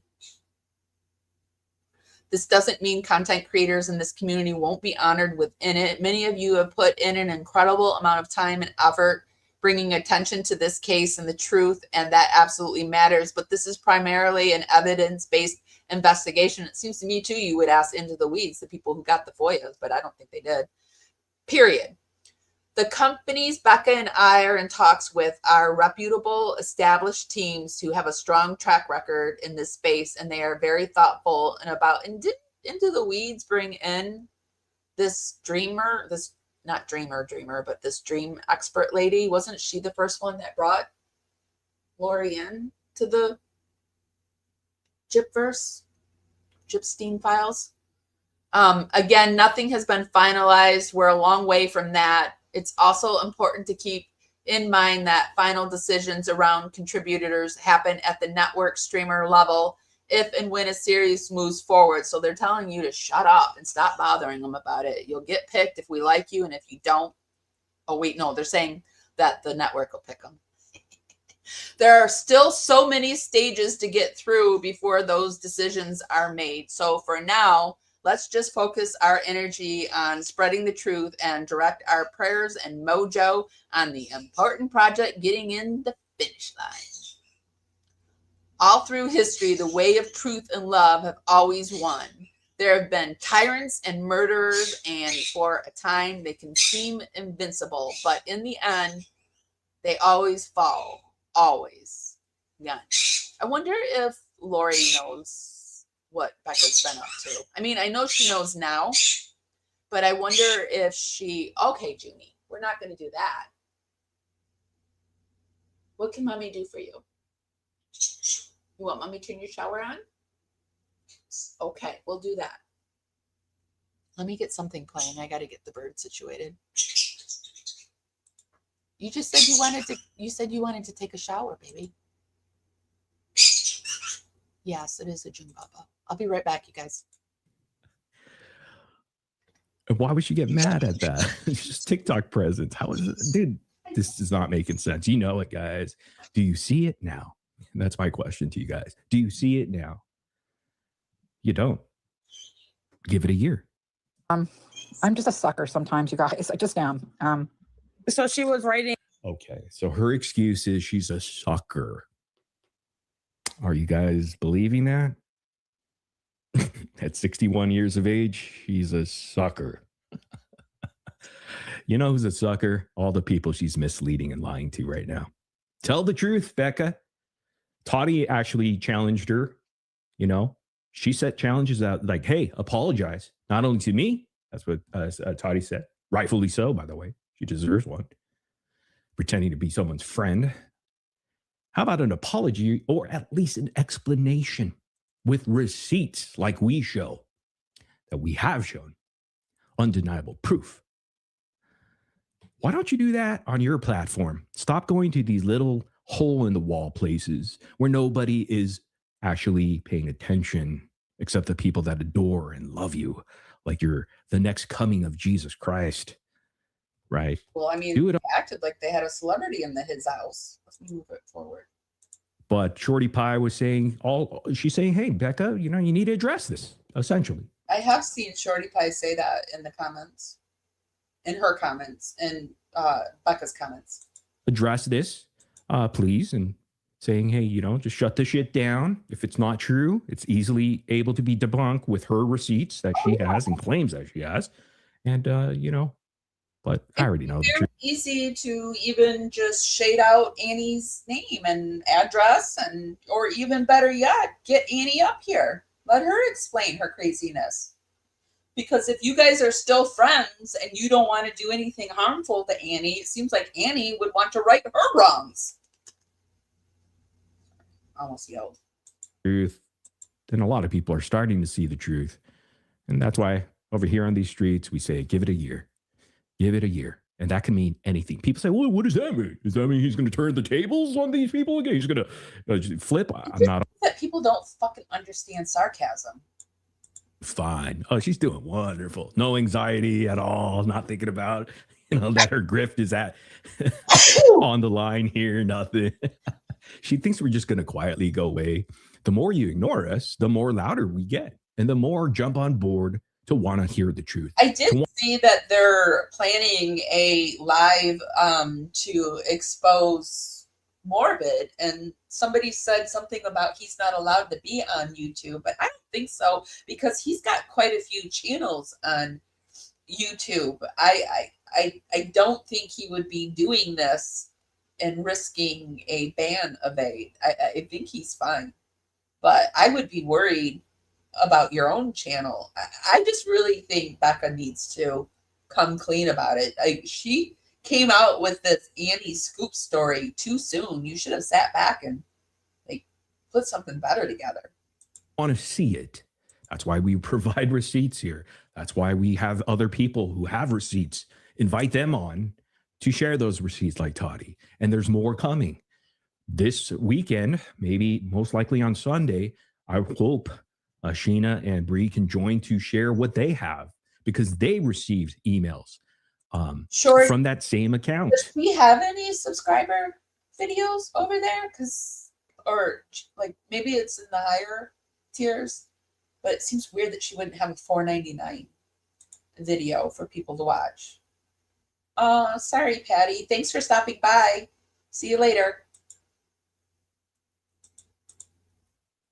Direct messages to their TikTok from Becca Scoops, and she's pretending to kiss Gypsy's ass. He was used. And Sheena. He was 100% used. So it's good he feels that way, because he was used. Ass. And people don't like these people, Sheena and Bree.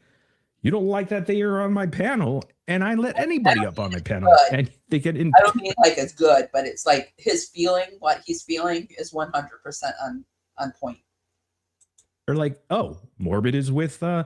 I'm really sarcastic, and sometimes I forget people don't get sarcasm. And Sheena. And with F Bree, I don't care. Maybe I am. Who gives a fuck? At this point, I don't care, man. But you want to criticize me or others that associate with these people, like Bree or, whoever on her side, like Sheena.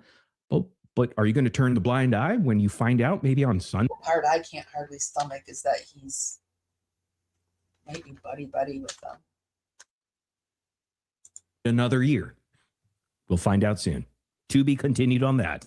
Then when she took over the account, she changed the name to Annie. Yeah. And you can see that. It goes from my actual name. Look how forgiving they are now. I mean, if she would just come out and be like, yeah, I mean, she could even come out and be like, I had this mentor, because I did, when I first came to YouTube, vidIQ has a mentorship program, and I had a few mentors there, and they told me to do things. I would do them, and you guys would be like, what the fuck are you doing? Right? What are you doing? And so I would stop doing that. Right? So she could even say, like, I have this mentor, and they said this would be a good way, and I just kind of went overboard. Things got out of hand. I don't know, something, but not the Annie Scoops story. Then to her name, and then you can see like emails going out. Now, what I can tell, what happened was, of course, I would talk to her about things that were going on, and of course, she was like really engrossed in this community, and so I'm just going to leave it at that. She thought she was fixing problems for me, and see, it doesn't make any sense. She said all she did was on TikTok because there was no presence. Becca Scoops doesn't have this presence on TikTok. Bullshit. You know how many times Becca Scoops over the past two years, maybe going on further or more than 2 years now, she's been on TikTok panels because she loves the drama, doesn't she? She wishes she could be a part of all of this, dude. Because that's what she's doing, essentially. Snark shit on her channel right now. I mean, what more? I mean, when's the last time she made a good video that her base of viewers enjoyed, really, like, about the truth, the people seeking truth? It's been a long time, right? Long time. All she's covering is, what's Gypsy wearing? Look at her haircut. Look at her wig. Look at this. Look at that. Oh, let's talk about Ryan, because that's going to get justice for Dee Dee. It's like these people, man. Tragedy pimping. I'm telling you, ain't easy. And she has issues I don't want to talk about because it's not right, and I feel bad for her. I don't believe And that. from what I can tell, That's She feels bad for herself. Here for me. That's the sticking point. That's the major. Well, and that she said she did it. She said it. That like people are like, Becca wouldn't do that. Well, the emails are coming from inside the house. We already established that. Becca said it was coming from her, but it was coming from an assistant. And the sticky point for me, the really sticky point is Becca Scoops is married to a detective. They value the law. Becca Scoops, who calls people low IQ, which who else calls people low IQ? When I first heard Morbid saying low IQ, I was like, oh my God, that's what Trump says. And didn't we find out that Becca Scoops is a major MAGA? Like, she's a major MAGA. She is. Low IQ. That's where that comes from. And in the Annie Scoops, we get low IQ comments. That's another thing. Pattern recognition. But Oh man, that is pathetic. Wow. Horse shit. It's funny though. It's like a terrible episode, like a horrific episode of MTV's Catfish, that is unfolding here. It's just very bizarre. Like, you can't make this shit up. But at the same time, as bizarre and horrific as it seems to be, we're laughing, man. Oh, what a great combination. Welcome to the Gypverse. she didn't write anything like nefarious, like fuck you, or you know what I mean? Right. She was trying to either smooth over a conflict, it looks like, or like she only emailed one to Audrey. It looked like she was trying to like give her information or something. She lied again. What was she trying to do with Toddy? Only email. No, she emailed a lot of people besides Audrey. Okay. Come on. Smooth over something. What kind of conflict would your assistant have? Oh, wait, did you hire this person to do your dirty work again? It seems like everybody's doing Becca's dirty work. Even her alter egos. based on a conversation now that I look back on it that I actually had with her. Did I tell her? Well, absolutely not. I would not tell her to do that. Nor did I tell her to go and become Becca Scoops on TikTok and go into chat rooms. Somebody, this is funny. I'm telling you, the Gypverse is hilarious. Nurse in Memphis in the chat right now says, I'm not saying she's innocent. I'm not saying she's innocent. Okay. I'm saying you can't definitely prove it either way. We didn't have to prove it. She already admitted to it, you idiot. Are you not? Sorry, I'm not calling you idiot. Becca Scoops is actually calling you idiot. I'm just using her terminology. That's all. We didn't have to prove anything. She proved it herself. Sometimes she calls you mentioned the truth train. Just know she thinks you're stupid. She confessed to it. She said, yeah, that's my email. I did. Well, she said her alter ego did it. And her alter ego is that's unwell. Exactly where it Good comes night. Have a good one, nurse. Trump says low IQ, and you're hearing from the MAGA base. They just parrot whatever he says. And you hear low IQ. Low IQ. Just another little connect the dot to our Becca Scoops. Nurse in Memphis. Guys, I'm going to make a note. Never move to Memphis, especially when you're sick, because I know a nurse in Memphis, and I don't want to get that type of treatment. Okay. Bye. Sorry, guys. We're going to do the segment again. Saving Private Starlight. Come back to us. Come back to us. We miss you. We miss you. I'm going to say, like, I can't say that she did something. Was that wrong? Well, of course, it's all wrong. But what she wrote, was it like... Sorry, you need to do more than that and actually apologize to her. You know, was she stalking somebody or was she... No, you know what I mean? No, she wasn't stalking. She was doxing. But that's not nefarious, according to Scotty Boy. So... Yeah, and I don't want to talk about this again, just for a variety of reasons. Oh, Annie Scoops is here. Hey, Annie, good to see you. Love the profile picture. Love the name. Glad you capture that username. Good for you. Morbid, I'm a catfish with an... People are already using Annie Scoops as a name. No, you call... I didn't know the... issues she's going through that are pretty bad. And... oh, my God. That is so funny, the issue she's going through. And guess what? It's pretty bad. You know, seems to me like this issue for Becca is pretty bad. If you would want to take the person who illegally stole your name and used it and to clear your own name, right? It's fucking bad. Yeah, we know. We know, Becca, your alter ego is a bad, bad bitch. Respect the issues she's going through that are pretty bad. And I want to just leave it at that. It's been taken care of. I have my account back. Obviously, I've controlled my TikTok. And if you notice, if you go to my TikTok account, and here's another little clue, you will see posting of a lot of posts like I would never do. Like she was actually making those posts. She was actually good. We never talked about your TikTok account, Becca. You're just, you know what she's doing? Clearly gaslighting. I mean, but she's just trying to confuse the easily confused at this point. She doesn't realize she's preaching to nothing but her people that will support her no matter what, it seems. Hopefully some of them will see the light. Maybe they need a year. She definitely is preaching to those that 100% support her. And there's quite a few that just want to, they want to take the off ramp. They want to take the off ramp that Becca provided to put to ease their suffering. I mean, they have invested a lot of time probably into Becca Scoops, and it would be hard to wake up tomorrow and if you went to her channel and you hung out with her and it's a community and you decided that you didn't want to be around that. I mean, that would be easy, probably. We're here for them. We will catch them when they fall, and we would warmly welcome them here, you know, like the rest. Everybody. I mean, and there's some people that are waiting. They're on the fence still. And I don't know how Becca's going to help those people on the fence by, what is it she calls it? Is it called gray rocking? What the fuck is gray rocking? I need to look that up. Is that old people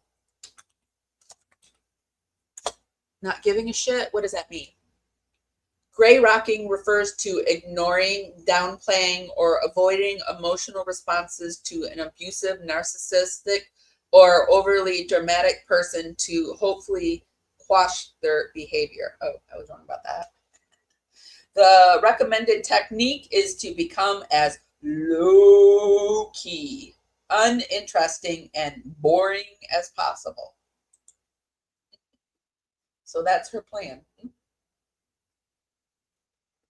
I don't think it's working.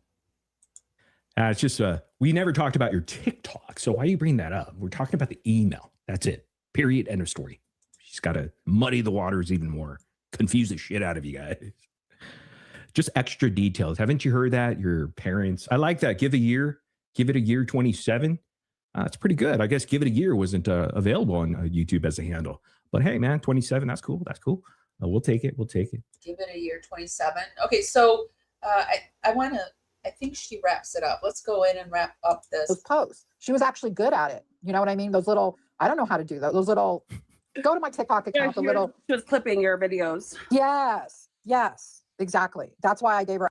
You got to love how nobody on the panel even gives her a question. Not even a softball question. Just, well, you know, like, hey, Becca, I hear what you're saying, but you know, they weren't talking about your TikTok, right? They were showing receipts on the email that you use, and it goes back to 2024. You use it the whole 2024 to 2025, 2026. You emailed most people. Did your assistant that you recently hired or whatever,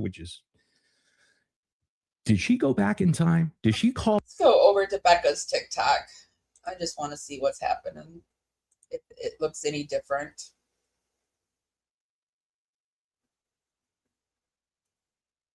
Looks like she's doing the clips from StreamYard. That's a StreamYard clip right there.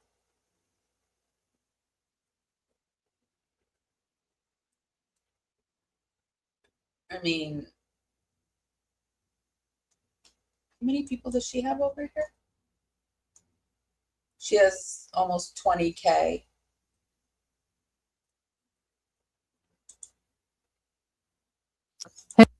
Becca Scoops here. I just want you to know there's a lot of rumors flying around on what happened to our channel. It's gone. And no, we did not delete it ourselves. That's one of the rumors. No, we did not.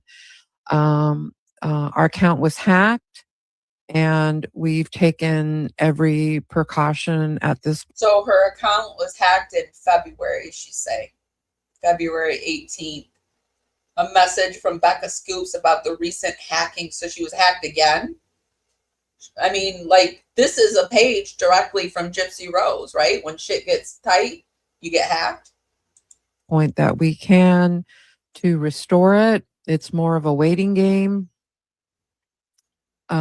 Waiting on Google and YouTube to do what they do. But yeah, I've been up since 4 o'clock in the morning when my phone started blowing up, where people back east, because I'm in California, people back east were actually watching my videos and said, I was watching your video, and immediately it was gone.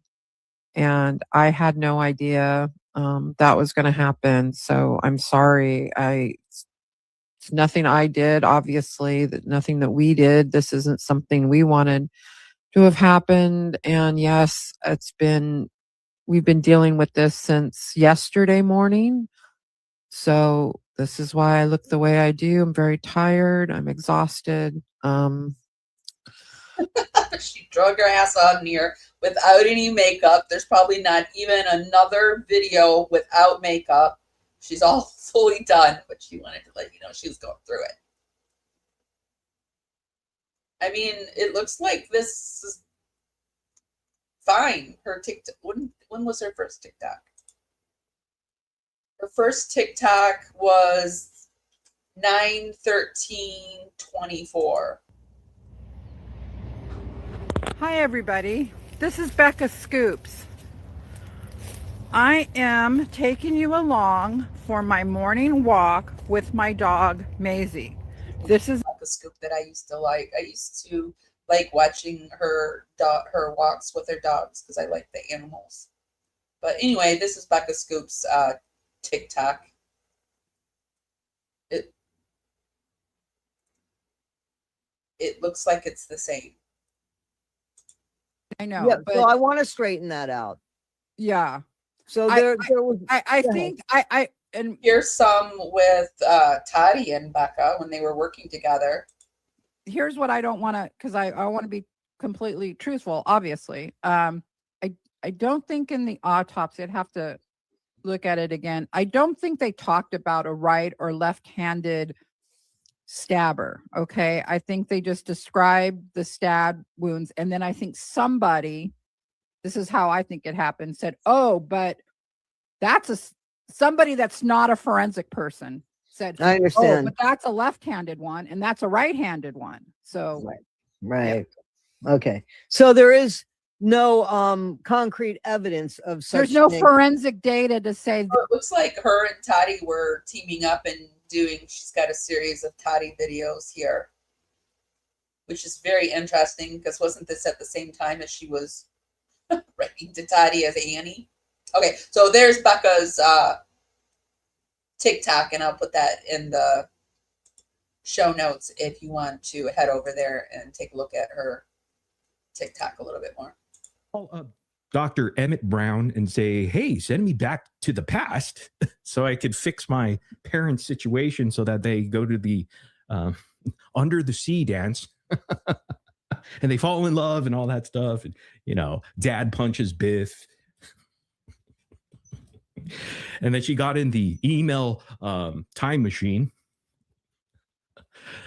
The emailorian. The whole email thing proves it for me, and I don't understand how people are like, "Oh, I'm just going to wait and see." Well, the emails tell me it all.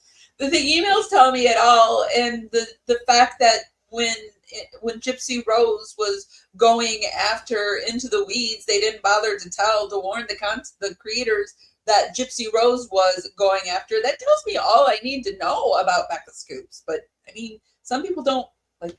I don't know. I'm just repeating myself. Some people don't care. So she gets into the emailorian to go back to the future to 2025, only to go back to 20. Oh, you think that Daniel, you think Case and Morbid are in on this together? And what's sad is that in the past, content creators were working like that kind of bullshit behind. Like, you guys have so much whiplash. You don't know who to trust. I don't know who to trust. So, I mean, I don't know, but I had a comment this morning on on my live that I did, my first live, and they said something like, well, I don't come online to become friends with the content creators, so I basically don't care who they are. So, and some of you feel that way. Yeah, that's fine. I care. I'm like one of those people like in Hollywood, if like Kevin Spacey, loved his work, can't watch him anymore. You know, I care. So if I think the person has been nefarious, then I can't support it. But there's also like the levels of like, has the nefarious activity happened and have they made amends for it? Have they changed their ways? I think there's a difference too, because like I said, we're all humans and we all make mistakes, and hopefully we're all trying to become better people. And I said in my first live, if Becca Scoops would just pull herself together, pull up her big girl shorts and admit some of these wrongs, I think a lot of it would stop. What kind of person are you when someone says, yeah, I did this, this and this was going on, I was having a psychological whatever, or somebody like guided me this way and I see now that this was a bad road to go down, or, I don't know, whatever, some accountability. Not, oh, I have this assistant, maybe one or two assistants. I'm not going to tell you which assistants because now she's muddying the waters here. Further, you will see she adds another assistant in here. So it could be this assistant or that assistant, and they're unwell, but very smart, and I am not going to divulge this person. Well, methinks the assistant is you, Becca, when you do that.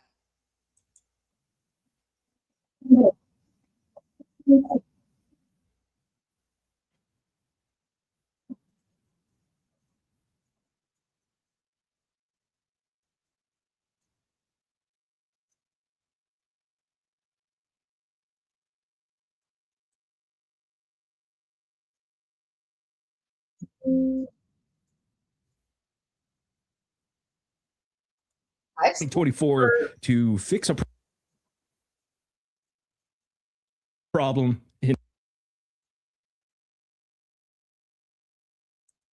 Sorry, guys. Hold on.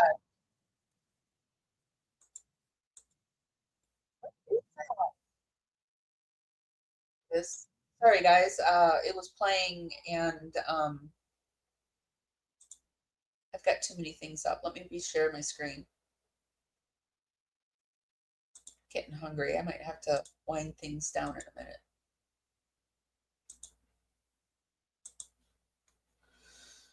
Long time. All she's covering is what's Gypsy wearing? Look at her haircut. Look at her wig. Look at this. Look at that. Oh, let's talk about Ryan, because that's going to get justice for Dee. Yeah, I think that like somebody said to me yesterday that I have no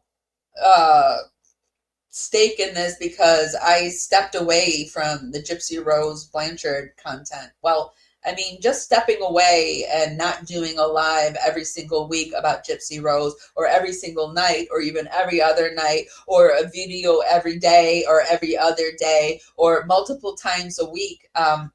I do something about Gypsy Rose at least weekly. Sometimes I skip a few weeks, but if there's nothing to do, why would I do something on it, right? So stepping away because there's nothing to cover, or you don't want to cover the same Gypsy Rose shit over and over again, or you don't want to talk about her wigs or whatever, isn't stepping away. It's just nothing to talk about. There's nothing to talk about. This is something to talk about because I feel like this is somebody lying. This is an illegal activity, stealing somebody's name. This is identity fraud. I promise you that if this is a true thing, if this truly happened, our friend Becca Scoops could dial 911 or a non-emergency number and report it. And it would be an illegal thing if this person truly did what they did. It's illegal. Promise you. I don't know, I'm getting mad. I'm trying to observe these days and not absorb. And I think I am getting mad because of this case. Because I'm getting mad, and I told you at the very beginning, I'm mad at the people who willfully are deciding not to see this. Like, or are okay with, like, I don't want to live in the world where it's okay to lie like this. But it is. Yeah. It's like these people, man. And I didn't want to live in a world where a woman could plot and plan the murder of her own mother by using an autistic, by grooming him for over 2 years with sex, drugs, psychological, everything you could throw at it. Gypsy Rose threw at it. I don't want to live in a world where that woman's free, but like I have to wrestle with these emotions. It's one of the reasons why I stepped away from the case, because I wrestle with injustice. It's one of the reasons why I do true crime. And I am wrestling with it being okay for a content creator to go to other content creators that they're friends with and enemies with and pretend to be somebody else. I have a problem. And I have a problem with people having a problem with me having a problem with that. Woo! I'm living in my female feelings. Get me out of them. And tragedy pimping, I'm telling you, ain't easy. And she has issues I don't want to talk about because it's not right. And I feel bad for her. But this is the sticky point. This is the sticky point right here for me. This is where it gets sticky, icky, and gicky and gooey, and I can't get out of it. The sticky point is the Annie, where she's just like, it's laughable. Oh, you know, she's just a good person. She was just out of her mind when she stole my identity. Lord. When I was going through my domestic situation, I had to go into a domestic shelter and somebody stole my identity, and I'm still wrestling with that. I'm still going after that person who stole my identity. And I promise you, I know that girl, and I know she had problems, and I know she had substance abuse, but I'm not going to be like, oh, you know, bless her little soul. She can have my identity. No, because what else has she stolen from you? I don't know. Anyway. I don't believe she stole it, so. what I can tell, She feels bad for herself. Oh man, that is pathetic. Oh, you think Becca Wow. Frodo? Or shit. Now that's another thing. So I lost my little dog. It'll be 2 years this year, but when I lost my little dog, that was exactly when I bowed out of the Gypsy Rose Blanchard case. Like I tried to stick with it, but I was grieving. I was grieving on top of it all. I'm still grieving her. Anyway, but I didn't follow the little Frodo thing. I don't know what that is. I literally don't know. I do know. I've heard it mentioned in the case, but I don't know what that is at all. I've heard the truthy thing, and I don't know. And yeah, and you don't know who to trust anymore. But I mean, just the fact that Case went and pretended to be Christie's friend, I had an issue with. Like, I can't do that under the guise of getting a story either. And that's probably why I'm not as far as I am. But anyway. Who can you trust? I don't know. I guess you just have to get, like, I would say, like, your close friends, but I look at Toddy, and I think Toddy thought Becca was one of her close friends. So I would say trust your close friends, but I don't know. Who can you trust? You and God. You and Jesus. That's who you can trust. It's funny, though. Yeah. It's like a terrible episode, like a horrific episode of MTV's Catfish, you know, that was unfolding here. It's just very bizarre. Yeah. Like, you can't make this shit up.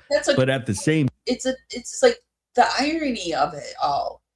Shorty Pie says not only that, but you're doing exactly what you're calling Gypsy Rose out. She's taking a play out of Gypsy Rose book left and right. When I was covering the hidden true crime, I was referring back to Gypsy Rose left and right. And now that I'm covering this Becca Scoops, I'm referring back to Becca, to Gypsy Rose, and to hidden true crime. It seems to be a pattern. I don't know. I don't like these patterns. I actually wish I could go back to sleep. I want to take the red pill. I wish I could take the blue pill. Becca is, I already read that, sorry. She has a husband that can instruct her on steps to take and not just take it. Well, it sounds to me, in this, I read this at the very beginning. This was a comment that was on Becca's last video.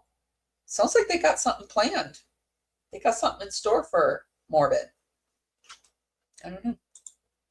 But this is something that worries me because it sounds to me like she's sending flying monkeys. Because if anybody has something in store for Morbid, it better be Becca Scoops doing it. But she said she's not going to do it anymore. But it sounds to me like she's sending flying monkeys. But it's just my opinion. Let me get this back up on the stage. time, as bizarre and horrific as it seems to be, we're laughing, man.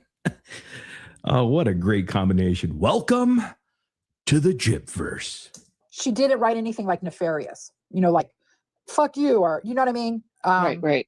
She was trying to either smooth over a conflict, it looks like, or like she only emailed one to Audrey. It looked like she was trying to like give her information or something. She lied again. The person who stole my identity hasn't done anything overly nefarious. You know how I know they stole my identity? They used my medical insurance. So it makes me feel horrible that this person needs medical insurance, but they fucking stole my identity.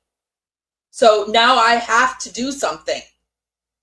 You don't want to go, like, this isn't something you want to do. You don't want to go after someone for stealing your identity. But you also don't just let it happen either. I don't believe it. I'm getting to that point now. They're wrapping up. I don't believe it. And she only emailed, no, she emailed a lot of people besides Audrey. Okay. Come on. Smooth over something. What kind of conflict would your assistant have? oh wait, did you hire this person to do your dirty work again? It seems like everybody's doing Becca's dirty work. Everybody. She had an assistant when she wrote me, but I need to go back and I was in a bad spot when she wrote me. I was having a major flare, and I was in a bad spot. So I don't even really remember truly what I said to her. I need to reread it. It was like 28 emails that we had between each other.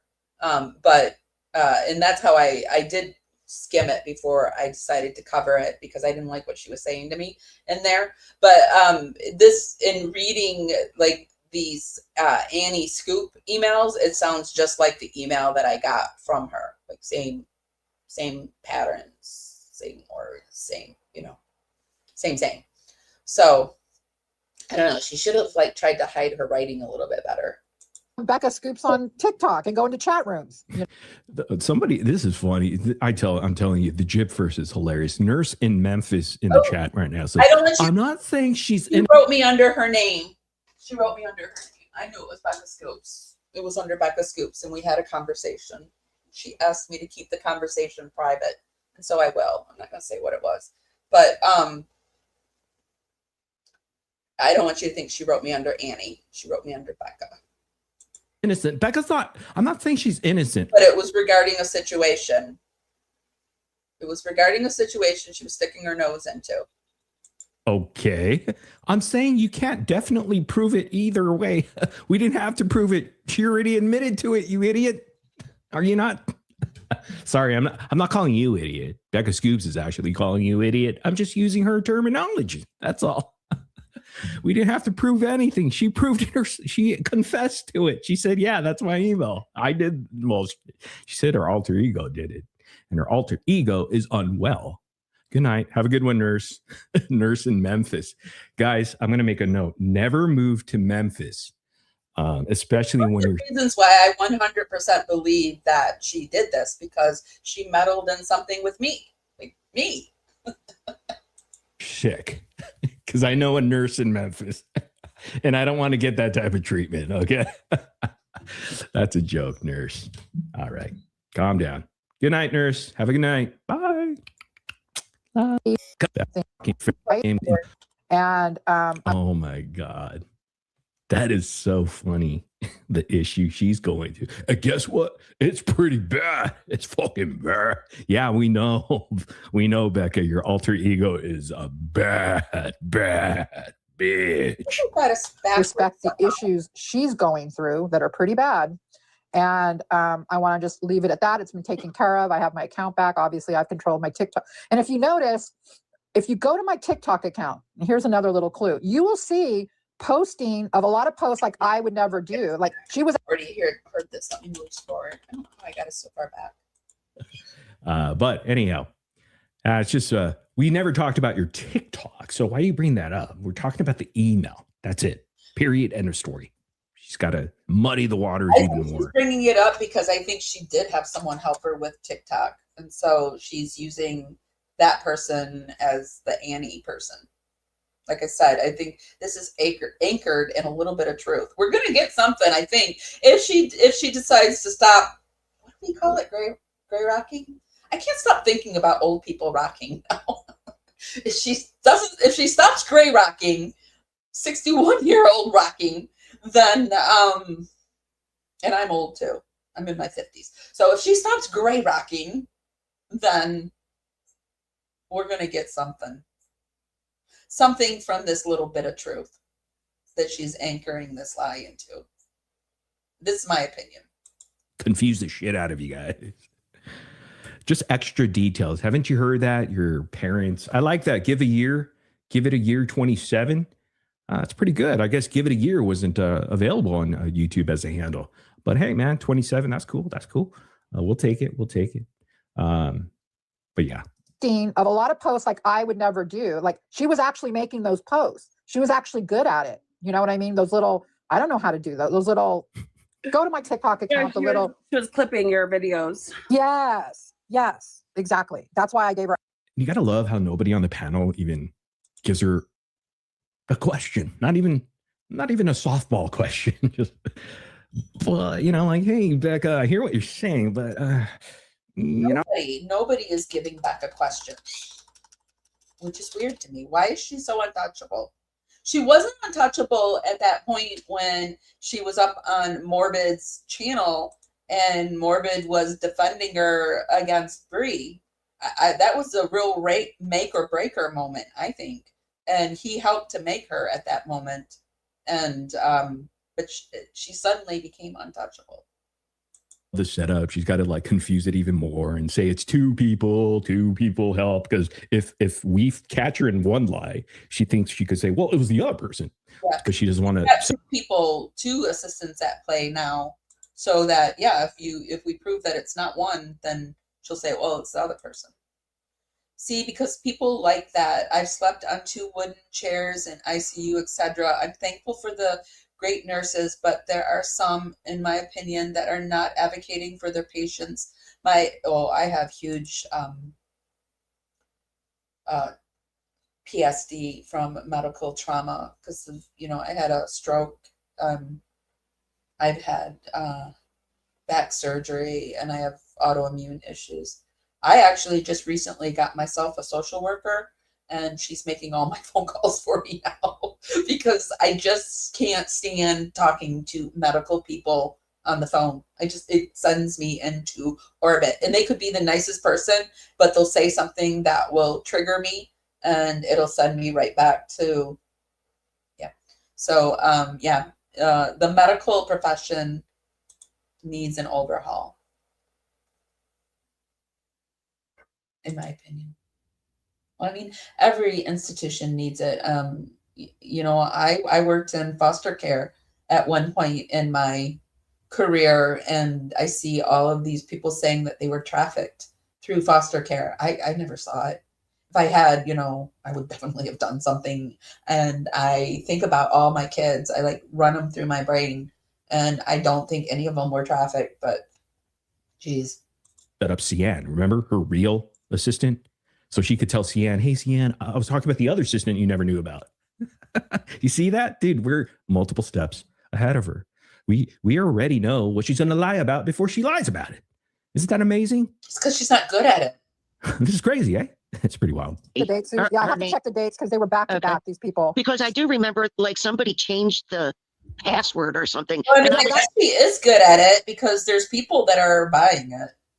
It's not me. It wasn't me. Right, I wouldn't know how to do it. That was, and it could have been then. I don't know, but possibly like one of the receipts I sent Keish is me going. And it kind of makes you wonder about her account being hacked, her YouTube channel. Make you wonder, like once somebody I find out is liar and or will go to these lengths, I think I question everything. Again, I've been doing YouTube for over a decade now, and that's a little weird to me. Like, I don't even see how, and then you recover it somehow. I don't know. I wasn't really around then. Heard about it. How fast did she recover it? Because how long it took Gypsy Rose Blanchard a long time to recover her account. And I actually had my Facebook. We had a Parawoman Radio Facebook group, and we had over 1,000 people, and that got hacked, and I never got it back. And so now we're over on Facebook with 300 or 400 people. So, and once you get to 1,000, you can monetize, but I can't. It took a long. Facebook. Anyway, how fast did she get it back? I don't even know. Got some stuff forwarded to me. People thinking, was that a setup, or I don't know. I don't have receipts on that, so I could only speculate. And honestly, it doesn't really matter because we know she's a liar anyhow. So being a social worker was one of the hardest jobs I did. It was the most damaging too. The thing that drew me away, the last straw was I got an infant, and she had herpes, but she wasn't born with herpes. Her dad gave it to her. And I was like having to change this baby's diaper, and she was screaming. And it was a lot. I wish I could have stuck it out, but that's when I learned the things that people do to children, and it was really hard for me to be okay with that. That's why, like, the Epstein files, Like nobody's doing anything for the kids. And I don't want to go off in that way, but it makes me really sad. We're catching her lies as she speaks. We're catching her lies as we went over the receipts of the emails that were original Gmail, contact information on Google. I mean, so it doesn't really matter if she faked the whole hacking of account on YouTube channel and then somehow she miraculously recovered it. And again, that doesn't matter. But I'm thinking about it. But He does change the password. That's he used to be hacking people. I will say the only time that I ever knew that I did something good in social work came back from that period of time later, like 16 years later. I met one of the little boys that one of the last things I did was one of my favorite things I liked doing in social work was actually the court work. I liked it, fascinated me. And so I did a hearing and I recommended that the child be placed with the father and the stepmother instead of the mother. And this was in the 90s and it wasn't really something people did, but I always did what I thought was right. And so later down, I came across them and I didn't know it was them. And the stepmother picked up that it was me and she was asking me questions. And I didn't know how she knew it was me because I had used a different name. And she was, she all of a sudden spun to this kid and she said, "You better be good to this woman because she saved your life." And I was like, "I did?" And she's like, "Yes." And she told me and I was like, "Yes, I did something good." So it was the only time I ever knew I did something good in social work. Well, I mean, I know I did something good, but it was the only time it came back to me, came full circle. one of my emails, like to my TikTok. And I remember like freaking out. I called you. I think I'm like, I didn't do it. Yeah. I mean, And I was know like, you don't done know her with name, this. right, Susan? Because I don't want to disclose anything about her actually publicly. Okay. Started with a J. I'll put it that way. Okay. I thought it was Annie. How does Annie start with a J? She's all over the place. So this woman's asking, is it this person that I think it is? It starts with a J. The woman's name is Annie. Her name's Annie. Is it the other one? Are you talking about the other assistant that she might throw under the bus that starts with a J? Because when she wrote me, she had an assistant. I don't know if she told me the assistant read it. But I have to tell you that I was going through a lot of trauma at that time. And one of my superpowers is I don't read shit that I'm not really wanting to know. Like I have the ability, if I don't want to know something, to stop the person from saying it or not read what's in front of me. Because that happened when I was little. I read something I wish to God I'd never read. Like I learned my lessons. I read something I wish to God I'd never read. So I don't read shit unless I know I'm ready for it. So what the heck? And these people on the panel don't even push her even further. Like, wait, that doesn't make sense. Can you clarify this point right here? Nope. Nobody gives pushback. Don't they say that Gypsy never gets pushback? Yeah. Come on, I'm just pointing out the hypocrisy. So they're calling out one action, right? From that side to the other side. And then the other side calls out the action right back at Becca Scoops. The Russell Brand situation. Did anyone watch him go around and do his little softball podcast?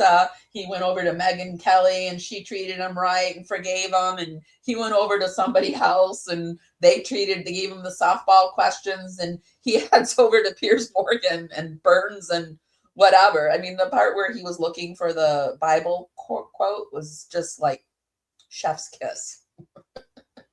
But it reminds me of that. Like I'm doing right now. And they lie. They do exactly what they're calling out. It's called a hypocrite. Now that hypocrisy is real, and that's what we're doing here. Isn't that exactly what she did on Morbid's live, where when Bree was calling her out, remember, and they all did this panel here. And I think you guys don't even know all of it. It's a story. And so here we go. Becca tells her whole story, and she, listen. Did you hear? I think that was Nicole right there. Listen to what she said. Sure, it was softball questions. Because you guys don't even know all of it. It's a story. And so Here we go. Need more to this. I'm sure that's what people are like. What do you think? I'm like, I'm waiting for Becca because I'm sure there's way more. And Morbid does say that he was under some kind of cult-like spell during this time. So I don't think I'm saying anything wrong here, but they were all softballing questions when he was rebuilding, rebranding for Becca Scoops during this really trying time. Rudimentary, yeah, quote information. So and I'll tell you what, those videos that were sent to me, even the Brie one and all this stuff, where I did see the docs, I kind of skimmed through it. I'm like, holy shit, they're really doxing her and putting her information out there. I don't even listen to it. I mean, they're not reliable sources. They're not credible. Anyhow. So yeah. So here they're not listening to what the other side has to put out, and this is exactly what the people on Becca Scoops' side. I hate these fucking sides, but they're not even going to watch us because and this is what's happened here with Becca. Again, like in the first time, people aren't even going to figure out the racist thing that Becca possibly said. They're just not going to even do it. They're just going to take Becca's word for it. Yeah. And, Did you watch it, Becca? Hey, Lisa. I watched a little bit and I'm just like, oh, come on. Okay. Ken, I didn't I'm just know you were here. Hi, Ken. So good to see you. tell tell the truth, and I don't need to watch it. Exactly. You know what I mean? Yeah. But all right. Hi to everybody coming in. Welcome. Be sure to give this live a thumbs up. And yeah, Amy, you're so I'm gonna play this. we are going over now. We are into watching Sir Morbid. Becca Scoops is explaining what is going on. You ready? Okay. Here we go. This is in 2018. 2018. Yes. Okay. Oh, yes, yes. Well, Jeff, the graduating recruits got their badges in front of family and friends here today, and tomorrow they'll be officially sworn in as deputies. For Joseph Blair and So she put together this whole narrative and story, and I mean, this was a 2.5 hour live that I did, and I didn't even cover it all. So, they sat up on panel for a really long time. She left and they continued to talk about it. They continued to support her. And they built her back up. And I don't know. Maybe we'll do a live where we re-listen to all of that. Because I don't even remember the whole story with all that.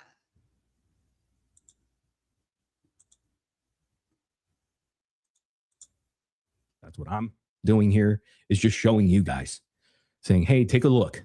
All you have to do is look. I will go ahead and hold that light for you, and it will be bright enough for you to see. And once you're able to see it, you will know. Some people will take longer, but most people need a year. So give it a year. Okay. So And never forget, Morbid is watching. oh yeah, that's the whole deal, guys. That's it. So I don't know if that's Morbid is watching. Big Brother is watching. horrible, but I'm. That's it, guys. He is more like Becca's watching. Guys, the show's over. What kind of horseshit explanation was that? After all of the stuff, it was like, boom, truth bomb, boom, another truth bomb, boom, boom, boom, one after another in our 5 live streams that we had so far. And all she could say is that horseshit and say, I don't remember what he said. guys, that's it. That's all. I want to see if I don't remember what else he says at the end. Let's see if we want to watch anymore. Oh, folks, right back to the content that I'm doing, snarking on Ryan Anderson. I'm stupid and I'm 61 and I don't know a lot of stuff. That's We got to hear horrible, that again. We got to hear this part again, because finally she's telling the truth. But I'm stupid. Let's give it up for you. No, sorry, that's wrong. Let's give it up for Becca Scoops coming clean once and for all. Ow! I'm stupid. That's the only truth she told in this entire horseshit of whatever it was. It's not even an apology, Just apologize and say, look, guys, I fucked up. You know how y'all catfish people. I did that. I was bored. Mitch was golfing. I didn't know what to do. Come on, guys. That's it. So I don't know if that's horrible, but I'm stupid and I'm 61 and I don't. Dude, that should be on our next merch rollout. We have Give It a Year that will come out on merchandise. I don't know when, so give it a year for the merchandise to roll out. Give it a year. Sorry, I muted myself because of the bird. Okay, so I think he goes into more of the merchandise. Let's move it forward.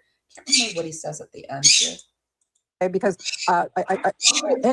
sorry. Got to investigate this shit. I mean, if there's only 2 assistants, clearly you know which one. It's one or the other, right? Because if it's not you, Annie Scoops, it's one or the other. So, but then again, to be fair, Becca Scoops may have multiple personalities and multiple alter egos. Does that remind you of somebody back in the past? FOIA videos? Nobody. All right. Might be on TikTok still. So the person that was helping me is not. I checked. I made sure is not on TikTok anymore. So thank God that unwell person is no longer on TikTok. But at least she was professional. Is that really convenient that I'm happy and nice about it, that an unwell person would go off of TikTok willingly? That doesn't seem like an unwell person move. Seems like the first place they would go is directly to TikTok. But Becca Scoop, thank God, her unwell stalker. Is she a stalker? No, her unwell identity thief is no longer on TikTok. I think Morbid and Toddy are grieving. In my humble opinion, they feel duped and betrayed. He helped so many and not all of their channels. What's wrong with people? I'm sure, I know Toddy's feeling bad because I know she thought Becca was her friend. And if there's a few people that I feel that are content creators that are my friend, and I would feel horrible if I found out. I said the other day, I would it would make me want to go into old Amy mode and flip it. And I can put things in my back pocket and carry shit around for years. You would never know when I was about to strike. That would be me. I'm sorry. I mean, it's a bunch of bullshit. But other people, I'm shocked the people that are okay with it. But I keep saying that. Y'all know I'm shocked.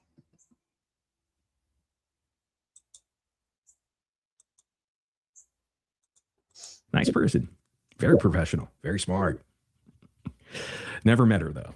I don't want the other person to get accused of it. Do you know what I mean? That's the other problem with this, because I had 2 people helping me and I can't dox their names. Obviously, I can't say what their names are. Right. Right.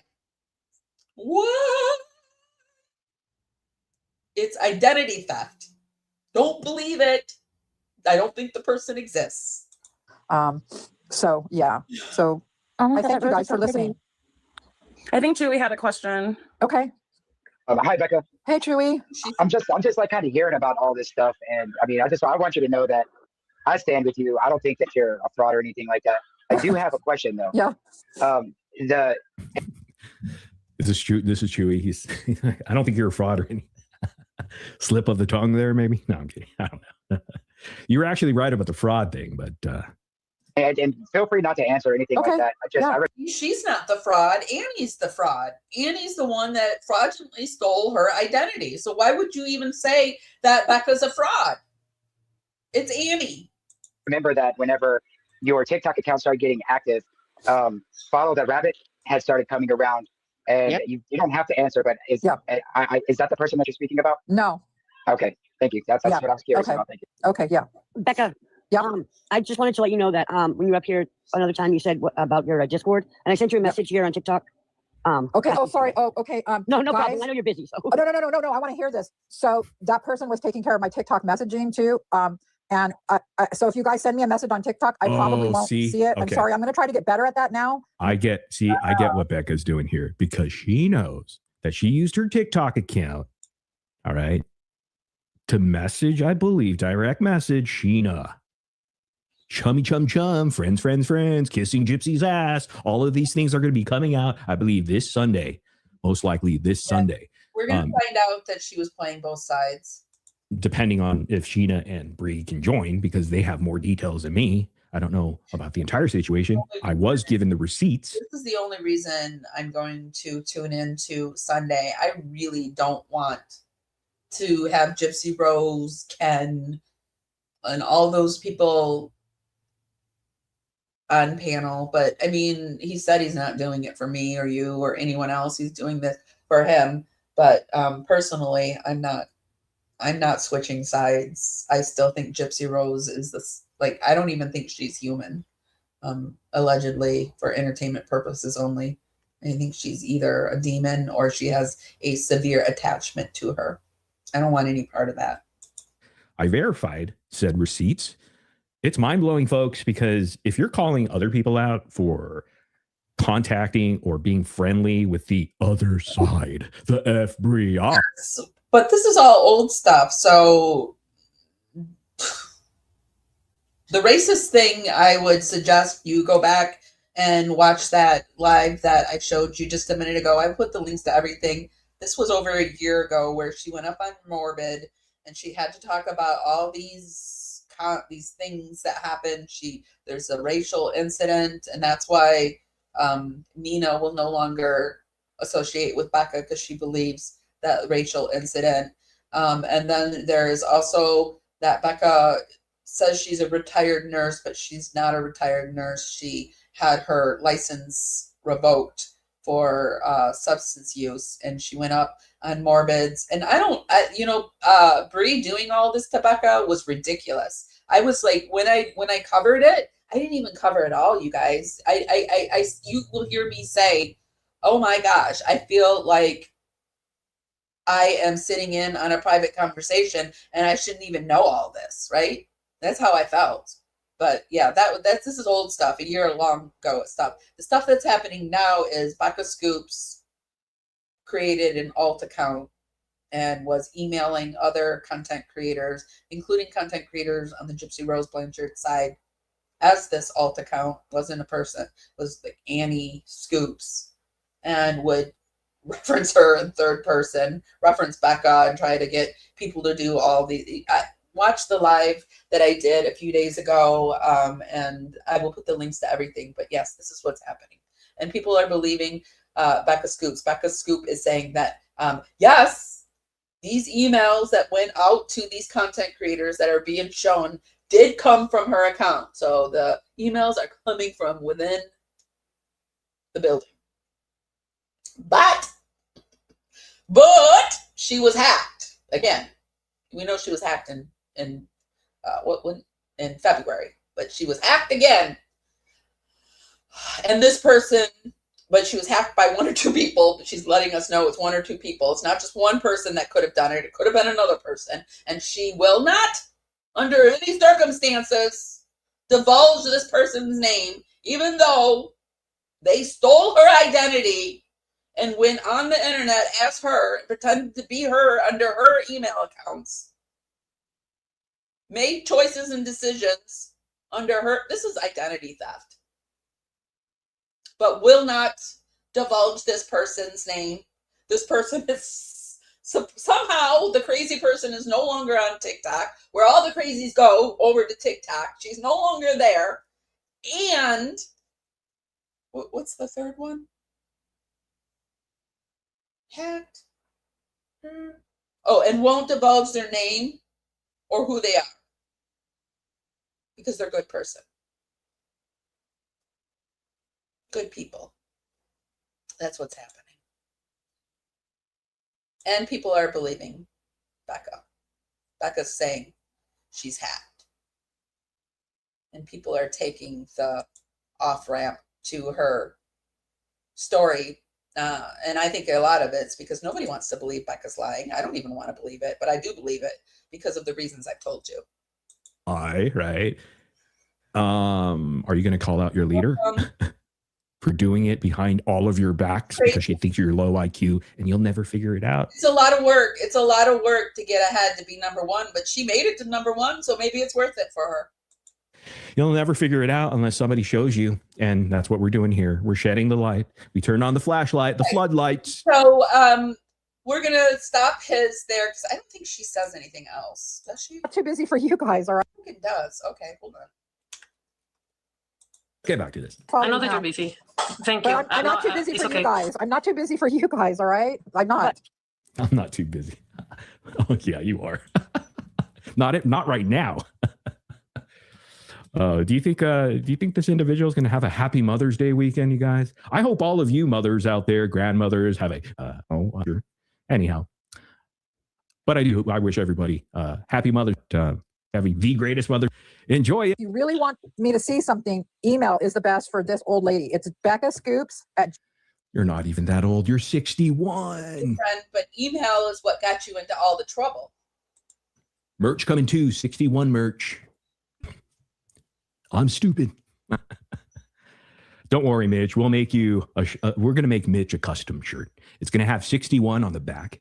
And then on the front, it's going to say, I'm with stupid, with an arrow pointing at Becca. We got you, Mitch. We got you. Gmail.com. Becca Scoops at gmail.com. Okay, thank you. Yeah, thank you. I'm sorry this happened to you, Becca. Thank you, Susan. I appreciate your support. We have you back. You have an army behind you. Thank Becca. you. Oh, they got an army behind them. She's also becoming a professional victim to me because I see this. There's a pattern where, Becca becomes the victim and everyone's just like, we love you, Becca. You're number one, Becca. Thank you guys. We love you, Becca. We support you, Becca. Becca, you can do no wrong. Becca, Annie. Yeah. We don't need an army. We have droids, man. Becca. Absolutely. Thank you, Chewy. It really means a lot. May the ass kissing begin. Commenced. Yeah, it means a lot. Yes, ma'am. Yeah. I'd also Yeah, like to offer, I hear you Yeah. saying things about yourself. You're an old lady. Speak more kindly of yourself because Oh, we think thank very you. highly of you and you're very intelligent and Using the old lady excuse because that will often get people off your back. You're like, hey, I'm old, whatever. Right? It does work from time to time. Guys, that's so obvious. I'm an old lady. I'm 61. Poor me, guys. Feel sorry for me. That's my stupidity. I'm stupid, guys. I'm so trusting. Guys, please. Yeah, it's just like, give me a break. People, just use your brain. You can Still love to use the "we're Christians" story when she was doing wrong. We're Christians. We wouldn't do that. Then why are you doing it? see right through that, right? Do you see it now? I got to ask that question sometimes. Do you see it now? If not, give it a year. very informational person that does research. And Thank we you. support you. We have your back. And speak more kindly about yourself. Oh, that's Yeah, okay, Pam. All right. we love thank you, Becca. I love all of you guys. Yeah, Oh, that sounds sincere. Very genuine. Very genuine. I do. Yeah. We Yeah, have your that's, back. we're gonna. I love all you stupid low IQs. Just love ya. Gray Rock. That's right. That's That's right. Ask Toddy one skip if she felt the love from Becca Scoops. Ask Nina if she felt the love. Ask me. Well, I guess I don't matter because I don't matter. I'm just a nobody. I don't matter. You don't matter. We decided not to matter together. Great rock. That's it. I talked to And yes, Morbid is watching Becca. my little PR person. Not really. She's actually a professional PR person, but she's my friend. So Is your PR friend also unwell? Which one is this? I think that's probably the person she was talking to me about because whatever I was giving her, she wanted to turn over to this friend that was her research person. So she has a lot of people. She has a lot of assistants. She's saving that card for the next fuck up. get advice from her, and she's like, "You got a Gray Rock. You got a Gray Rock," and I'm like, "Okay." It's a Okay. Fucking hate Gray Rock as much as I hate the Truth Train. I hate those logos. Everybody Oh, I hate these Gen Z fucking terms. Scissor reel. We have a bunch of old people rocking. All right, let's move forward. I think we're at the end. Pops, just the idea. I'm gonna go grocery. Yeah. Back. Yeah, we got it all covered. way to be, Becca. Yeah. So Don't engage. Just Nope. I know you want to explain the emails because it's a hot topic. Don't engage. Just gray rocket, honey, sister. Gray rock. Topic in the community. Yeah, but this is the only place I'm doing it. So now I'm going to rely on you guys if you see somebody talking about. Oh wow, rely on. So now she's going to, this is the flying monkey stage. She's going to rely on you guys to protect her and to report back to her. On all you idiots. I mean, you guys that I love so much. I'm gonna rely on all you. She has become everything in a content creator I can't stand. You to be the gaslight, the little gaslighters. Dude, do you guys not see through this, man? Of course you do. And if you don't, give it a year. Give it a year. I'm I gotta tell you that I have noticed a definite trend online when people don't like people who start pulling this bullshit and hiding behind their subscribers and using them as an army. People do it still. They still do it, but people are catching on to it more and more, and it's becoming less and less effective because people are like, the whole cancel culture is a bit ridiculous, but people are also waking up to the fact that they can't trust just everybody out there, because people have been hiding in wolves have been hiding in sheep's clothing. I mean, they're hiding in churches, they're hiding in the scouts, like they're hiding in the social service, child welfare. They're hiding in plain sight, and they're using these tag words that pull people in.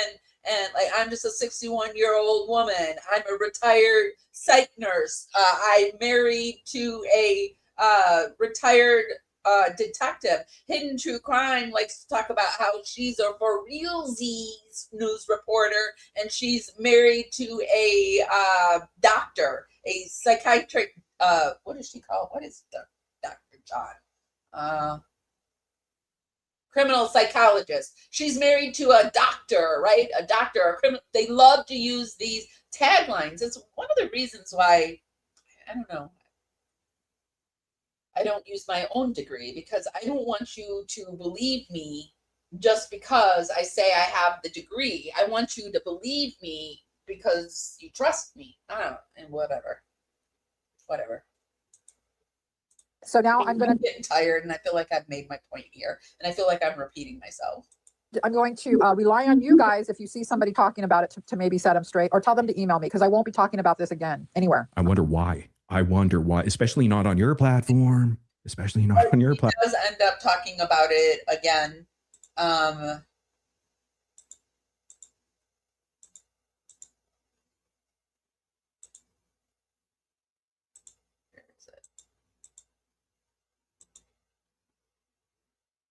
Well, she does. Oh, wait, here. She does end up talking about it again.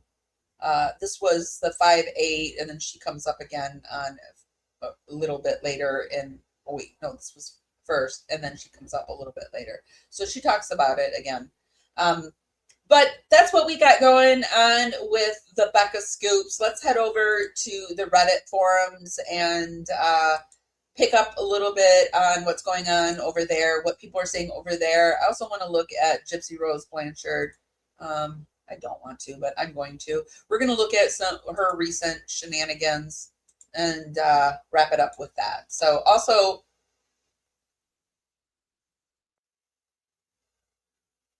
yeah. Okay.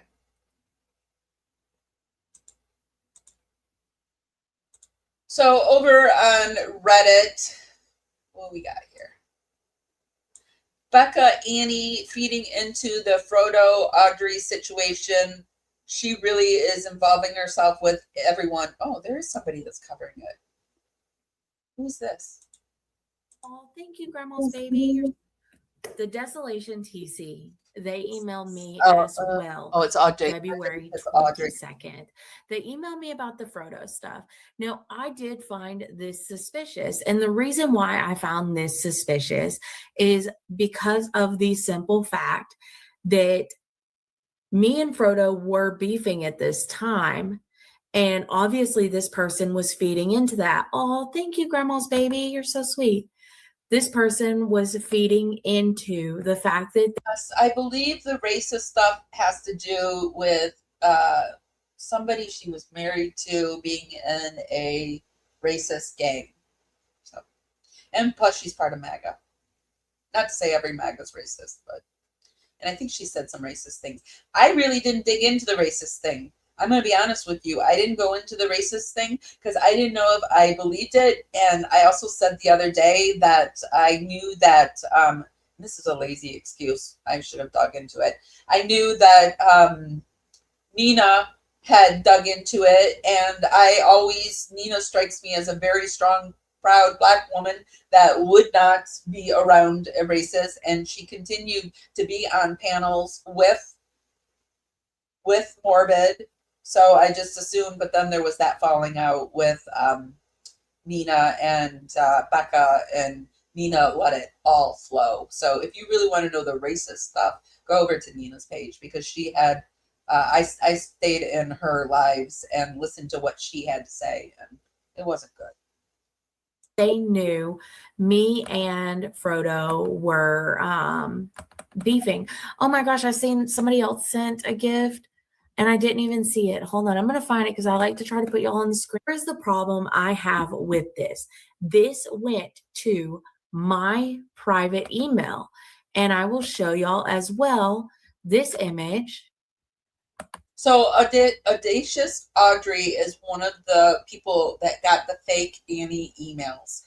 So she's going over the Annie emails and why she thinks it's Frodo. I'm going to let it play. It's only 4 minutes, but like I said, I don't know a lot about the Frodo. So, I mean, maybe if we do another live, if someone wants to come up and explain the Frodo situation, or if you know another content creator that knows the Frodo situation that I can contact to, I don't know the Frodo situation at all.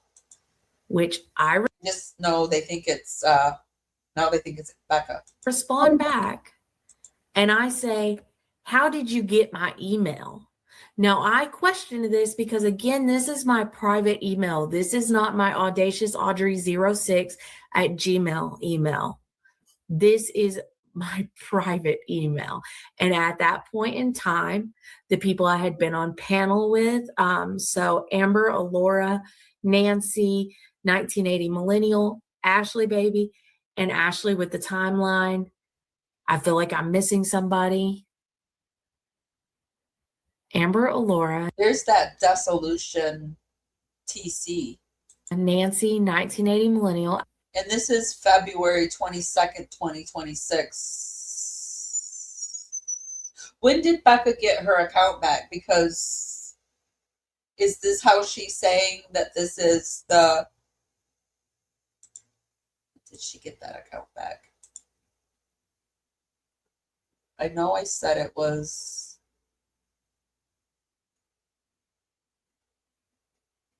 February.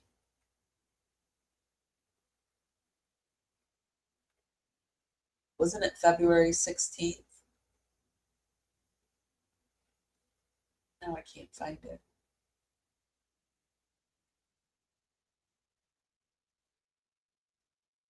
There it is.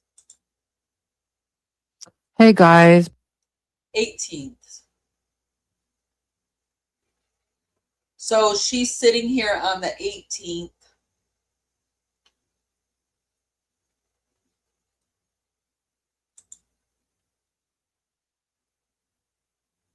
And yeah, I was back over and read it. And this looks like it came through on February 22nd. When did she get her account back? Does anyone remember that time period? Let's see over here. There's this. Does she come on and say she got her account back here? There was some other activities that happened, and I was sent some screenshots that I'm going to share with you now about what else happened. Okay, so she's back to reporting on the 19th. She's sitting here on the 19th. The 18th, she's crying, doesn't have her account. I don't know when she got her account back. All right. Did it take that many days? 18, 19, 20? What's this one? Sorry, I had a stroke and I have a hard time remembering numbers. February 22nd. That would be interesting to know. Ashley Baby, Ashley with the timeline, and Becca Scoops had my email. So I responded back and I said, how did you get my email? Now, did I say Nancy? For my trees, thank you so much. You're so sweet. Y'all, okay, for the people that weren't over on TikTok, I've been accused of grifting. Thank you so much. I appreciate you. Everybody gets accused of grifting. I've already covered that in the beginning. If a content creator is here and is monetized, they are here to make money. I'm here to make money. I'm here to make moolah. I use this as a way to eat. I use this as a way to pay my electric bills. And if I can't do it, then I got to go out and beg for it. I got to go out to a church or something like that. So this is a way for me to make money, and I have no shame in it. And so I said, I am going to grift, and what I am grifting for is to fix my porch, because I broke my porch doing this is Gypsy reporting live from Aurora, Missouri video. I slipped on the ice and the snow. And whenever I slipped, I broke one of the rails on my porch. And whenever that happened, we found out there was another piece broke. Anyways, the whole porch has to be redone. But since then, my roof had to be redone. And now my HOA hit me about a tree and a sidewalk. Who the fuck is siding with Gypsy Rose Blanchard? Who is doing that? It is ridiculous that if you're saying that if I don't believe Becca Scoops, that I'm siding with Gypsy Rose Blanchard. I just want to make sure that's what you're saying. Just answer yes or no, and then I will finish my thoughts on that. Also has to be done. The trees are going to cost me $1,500. They're being done Friday. And then the sidewalk is supposed to be done sometime in June. I don't know, whenever the fucking HOA does it. Anyway, so I said, if I'm going to grift for anything, it's going to be for my porch. But you don't actually have to send money. Anyways, let's get back to what we were saying. I responded to this person and I said, how did you get my email? Because I had not put this out. The railing thing was funny as, yeah, it was hilarious. My husband didn't think it was so funny because I broke the porch. But for the burrito fund, that's a separate fund, but I appreciate you. Anyways, so I did question, how did you get my email? Now, I don't like to give Bree credit, but I will give Bree credit.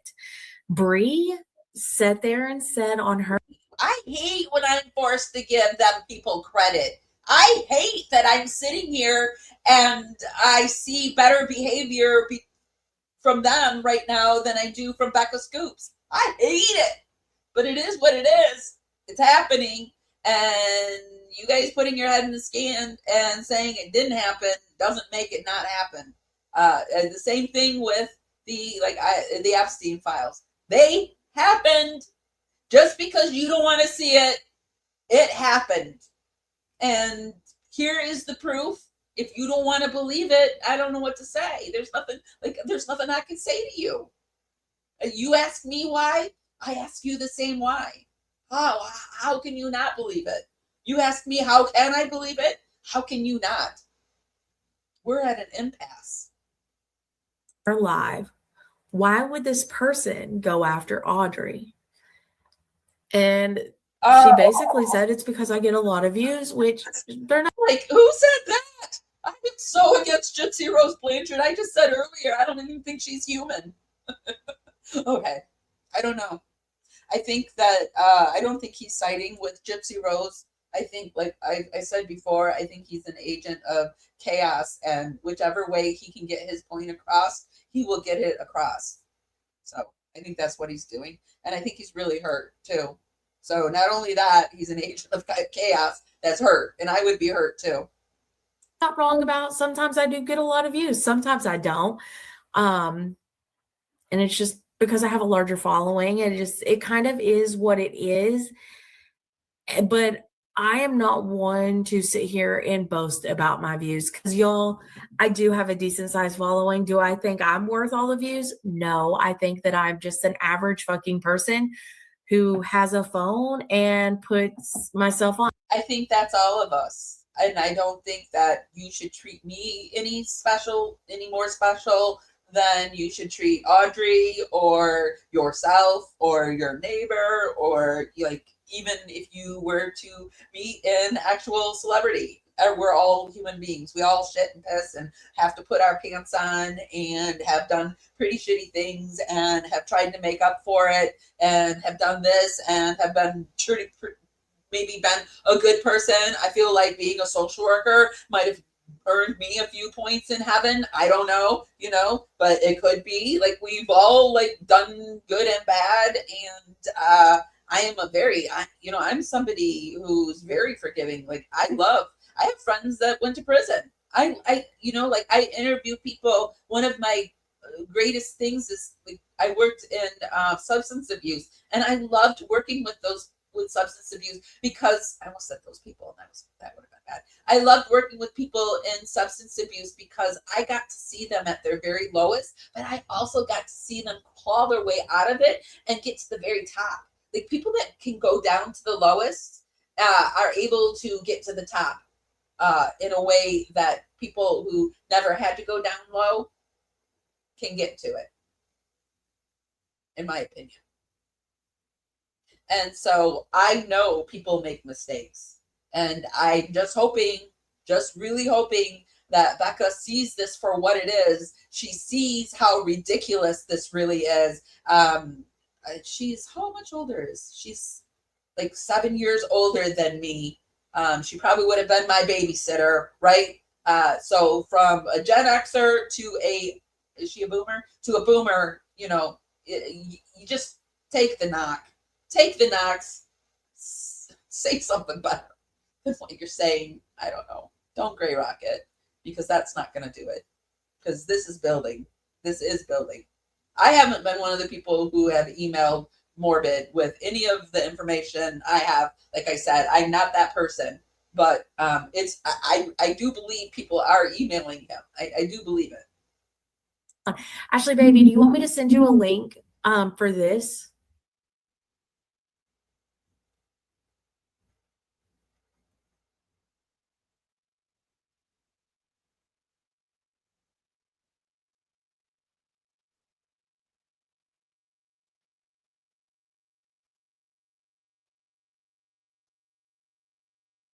You want me to block you? I don't really have any reason to block you. Okay, let's keep going over here in the shady Gypverse.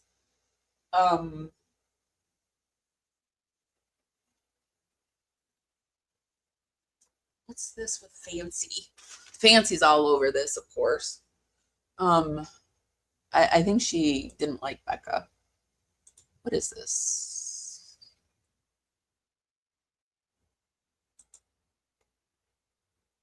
I don't know what that is.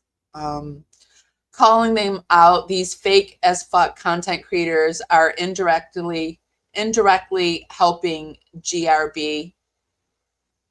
I'm sure he thinks that because exposing Becca Scoop for her lies, that somehow it's helping Gypsy Rose.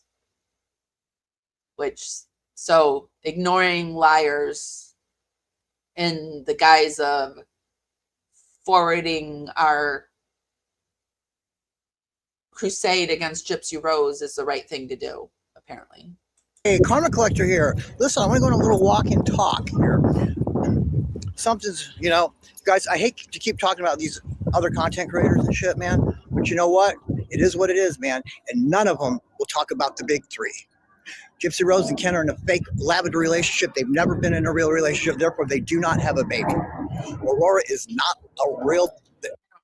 Go into this because this is, in my opinion, what helps Gypsy Rose Blanchard is the nonsense about the fake baby. For me, I think that's what helps Gypsy Rose, is that kind of bullshit. But we all got to do what we got to do. Let's keep going. I just want to see if anybody is talking about what we just talked about. Fake Baby Friday. Do you guys want to laugh today? Do you guys want to laugh?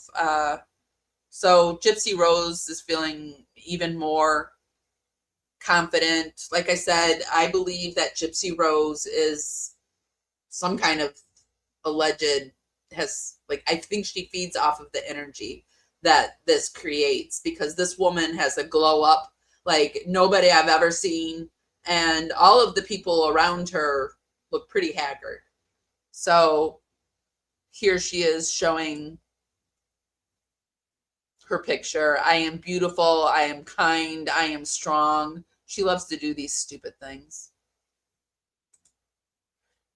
People are saying short looks better on you. Wigs need to hit the trash. I'm going to donate the wigs. Does this mean she's getting rid of those wigs that she wouldn't even take her makeup off to do? You is beautiful. You is kind. And you is smart. You are is important. What? Okay. Thank goodness, please, no more wigs. They are awful.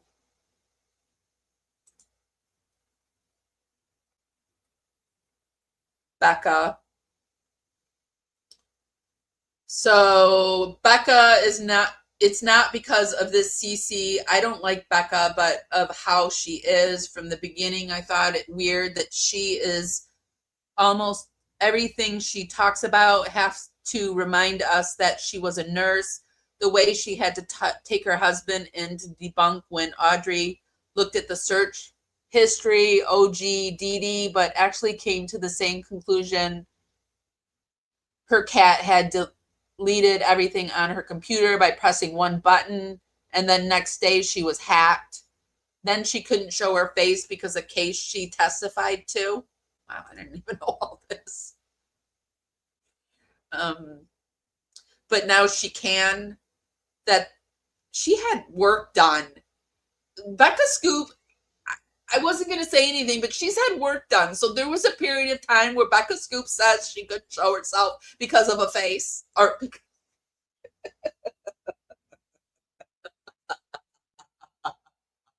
oh my God. I just can't. I can't. Like the world is just one big gaslight. I can't. Okay, whatever. Whatever. There's too much weird things in her stories about her past. I can't figure out. For over a year, I stopped supporting her. I find it very sus that Becca says she signed NDA, but she also says they're still meeting with networks and production companies. Who did she sign the NDA with? You need to be actually signed and working with a company to sign the NDA with. Annie, are you okay? There never was a legitimate documentary, and as much as I can't, and I don't like or respect Morbid, I mean, I know a lot of people have issues with the messenger, and there would be a point in my life where I would have had a problem with the messenger, but I've done a lot of therapy. Like the other day, I was even telling you, I talked to a neighbor about all this, and like I'm a woo girl, so I've just explained it into some woo spirituality for me. But a lot of people don't like the messenger, and I get it. But you liked him at one point. Some people, like a vast majority of this community, liked him at one point, and he's never changed. Morbid has always been who Morbid is. You just don't like what he's saying about Becca now. And what's more is you really don't want to believe that it's true, but I believe it's true.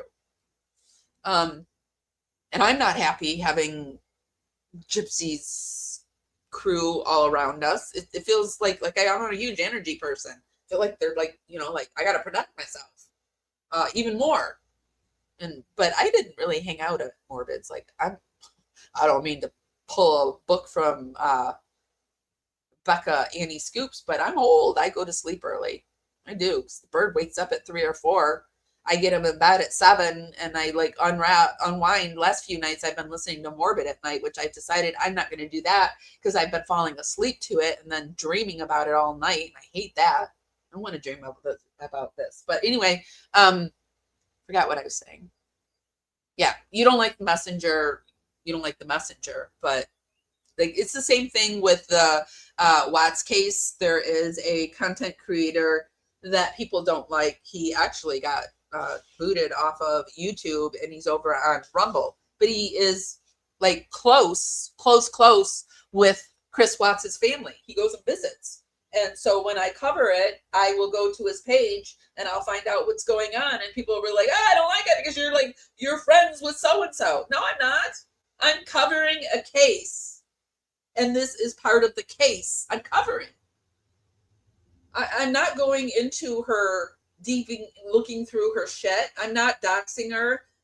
I'm just covering a situation that I think she needs to stop lying about. I don't believe her. And I've said it over and over again. And there's a lot of us that don't believe her because it makes no sense.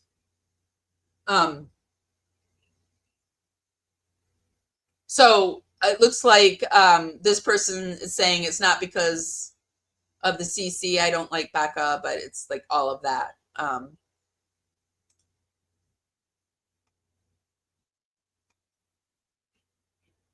The one thing that really stood out to me most about everything you said, which are all good points, is her saying she showed her face because of the case. Then all of a sudden it wasn't a problem showing her face. That is actually a really good point. Wait, huh?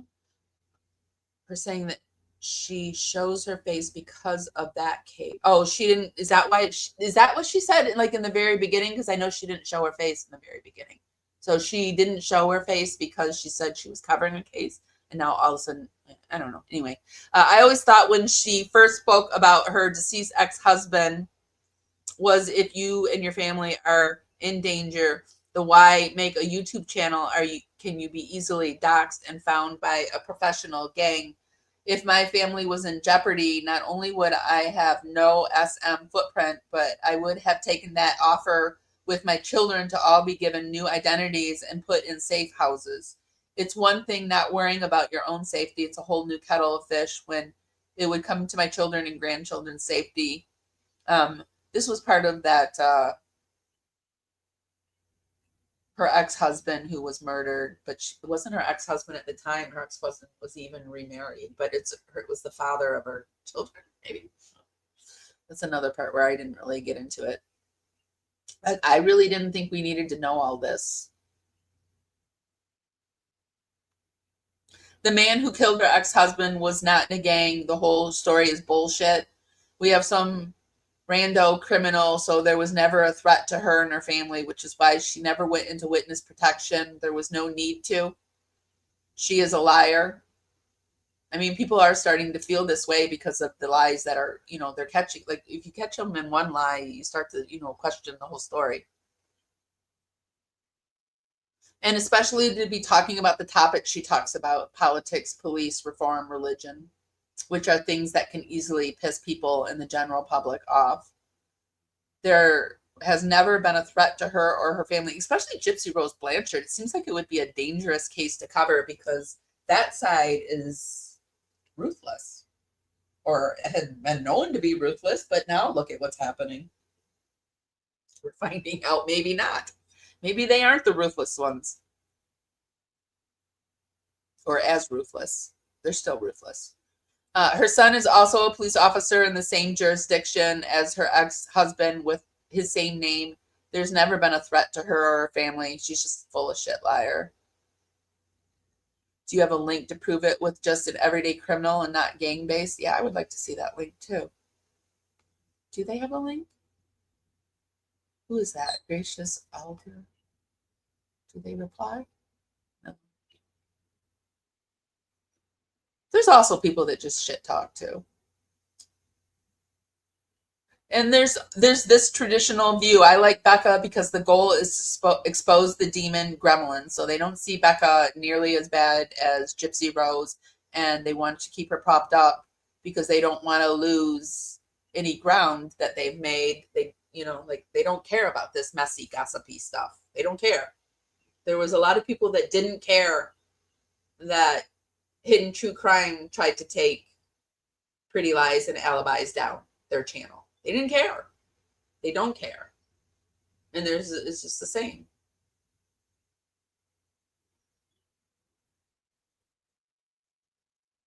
Okay, let's see what else is happening in the Gypverse.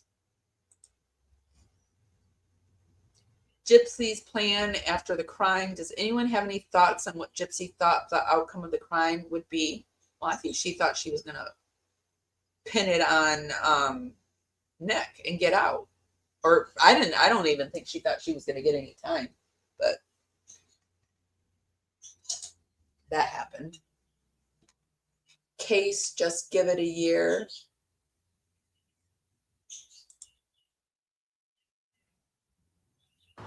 Welcome in, one and all. I'm a nobody, you're a nobody. We're all a bunch of nobodies. And the king is here, baby. Who's here to hop aboard the grift train? I know I am. I'm not about calling out justice for DD. I'm about calling out the tragedy pimps. Because I'm the greatest of all time. So Case is very unhappy about all of this. There's a brouhaha brewing between Morbid and Case, but I'm like, that's between content creators, and I don't think that has anything to do too much with Gypsy, so I don't want to go into it.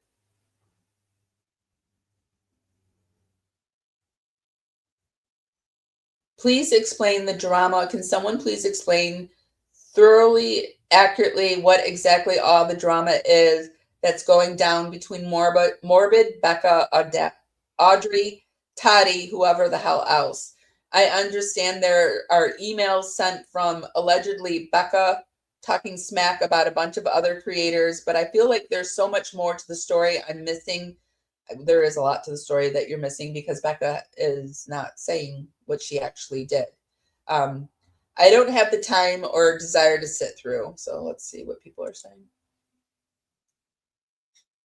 Problem is that you could also be getting false info that way. A lot of one side, no matter what way of thinking. I already caught Becca lying in other people's lives and watched her go from good info vids to now all snark and drama. But there's nothing left. There's nothing left. She's covered it all. It's time to maybe move on to another case. Now I have seen the receipts that prove she is worse than I even knew, and her excuse made her look even sillier because it doesn't take much thought to poke a dozen holes in. She even slipped up and called herself a retired nurse again, always throwing around credentials. Listen to me and no one else, BS. But people see what they want to see. They do. I suggest not to listen to any of us. Yeah, that would probably be good. Or start your own YouTube channel. Then none of us could get the clicks and views and make money, as some people resent. Just go through when you have the time if you really want to know. Hope you have a great weekend. Not rude at all. There's definitely truth to what you're saying. Morbid's being a troublemaking piece of trash like it always is. Even though I would watch his lives in the past, I was never a fan of his and didn't think, well, so you hung out with your friends, and so you're hanging out with your friends now, not wanting to cause problems because you want to hang out with your friends.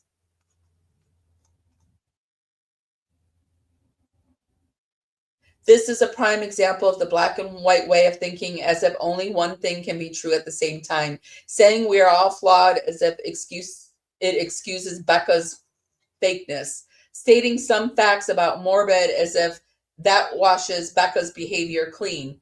I don't have to support Morbid to know receipts are true. Ooh, who's this? Disastrous yak. Snap, snap, snap. As if the washes Becca's behavior clean. I don't have to support Morbid to know receipts are true when I see them. He is an obvious ass to your face. Becca is nice to your face, backstabbing. Yeah, that's what I have problems with. Like with Morbid, you get what you get. You know exactly what you're getting with him. With her, I thought I was getting something else. But when she emailed me, I knew what I was getting. But, you know.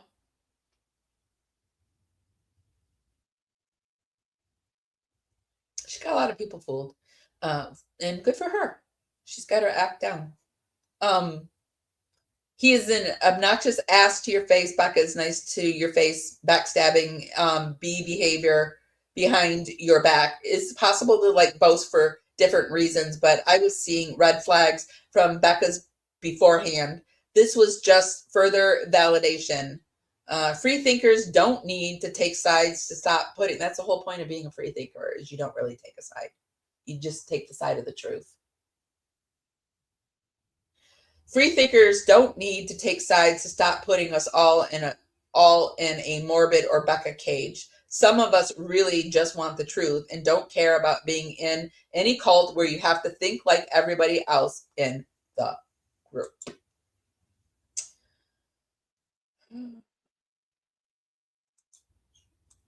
Let's pop over to the ticky-tacky streets just to see. I saw Gypsy was doing some dumb shit. Can we stomach it? You wanna build a snowman? Come on. He's singing. Will I get demonetized for her shitty voice? Let's go and play. I don't know. I don't want to risk it. So she's doing this. When I saw this, I said, yes! Ozempic face is getting that, biatch. Look at that. Ozempic face. Look at it. It's happening right here. She's getting herself some Ozempic face, which means she's going to have to do some face work. Keep taking the Ozempic, Gypsy. Keep doing it. It's very becoming on you. So I was happy to see that. I was happy to see that Ozempic's face has struck again. You guys, I think, I've told you I'm a woo person. I think they're putting something in the Ozempic. Just look at the Osbournes, how it's backfired on their faces. See what else she's up to.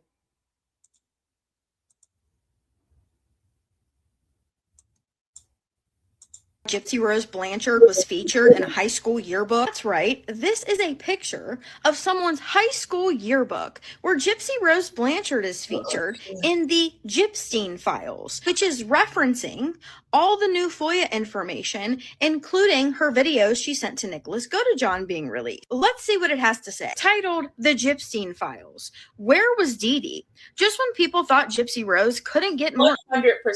And I am one of those people will tell you exactly how I feel. And I hate when people beat around the bush and don't tell me how they feel. Like I will literally be like, just tell me. Like, it's easier, I promise you. Like, and I don't really get mad at people too much. I get mad at shit like this. I get mad when I'm lied to. When I'm lied to, I get furious. Interesting. The floodgates opened, kicking off January with dramatic fashion. A surge of videos that Gypsy Rose Blanchard sent to her boyfriend, also known as her accomplice, has gone viral all over the internet. The videos ranged from choreographed dances to romantic confessions to her star-crossed lover, leaving many people questioning how much freedom she really had under the control of her mom. Due to the wide variety of content, many of the videos have spread across TikTok with different captions giving everyone a good laugh. Over here, they have screenshots of what appear to be TikTok videos. Did no one actually check to see what the contents of those videos were? Because these are the FOIA videos. Now that I'm looking at them, these are the videos that she sent to her autistic boyfriend to get him to murder her mother. This is the sexual and the psychological grooming that she did for 2 years. they're quite disturbing. So I'm just not understanding why a high school thought that this would be a good idea. Why not one time was it mentioned what Gypsy and Nicholas Godejohn did? No mention of her going to prison for orchestrating the unaliving of her mother, and instead they're framing she and Nicholas like a Romeo and Juliet story. This is exactly why Gypsy Rose Blanchard being on social media and having the influence that she does is not good for the youth. Interesting. Exactly why I keep going, because I am terrified what Gypsy Rose Blanchard, the influence she's having. And we've done a few lives on the influence that she's having on the youth. I did notice this too. I saw this is another thing that's happening. Gypsy Rose Blanchard busted once again for making an AI video of her daughter Aurora. Watch this. Aurora? No. No. Aurora. This is completely AI, like 100%. You know why? Because what child at that age wouldn't look back at their mother when their mother's saying their name? Aurora does not look, doesn't respond, nothing. She does nothing. It looks like Gypsy made an AI video and then just did a voiceover to pretend like, you know, she's alarming. I mean, I would have her hearing checked, but also kids are selective. They have selective hearing.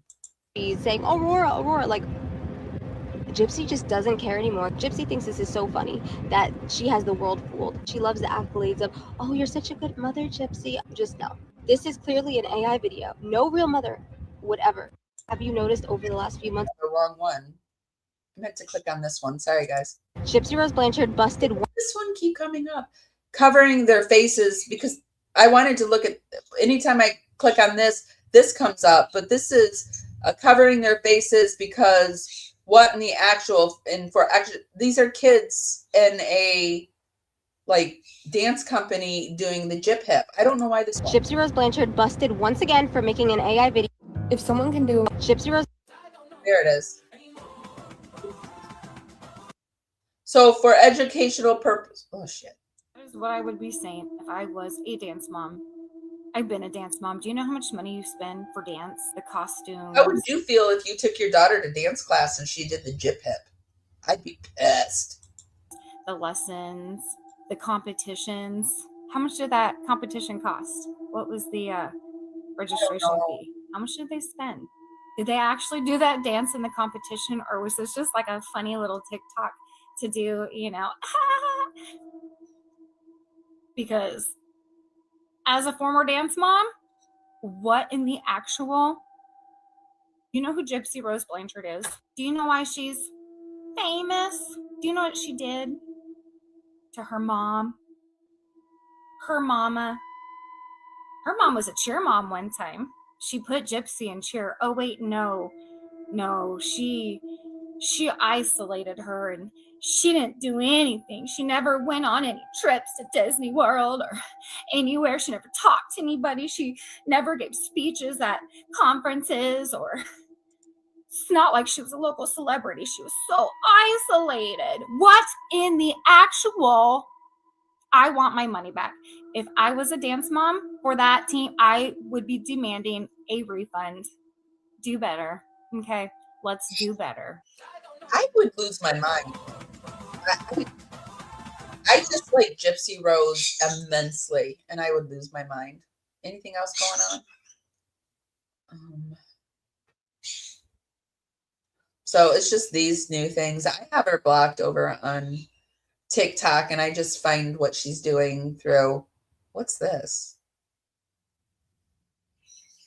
Living lovely. Face. Okay, that's crazy that she has her own face. It looks like they are showing. Oh, this is AI. Never mind.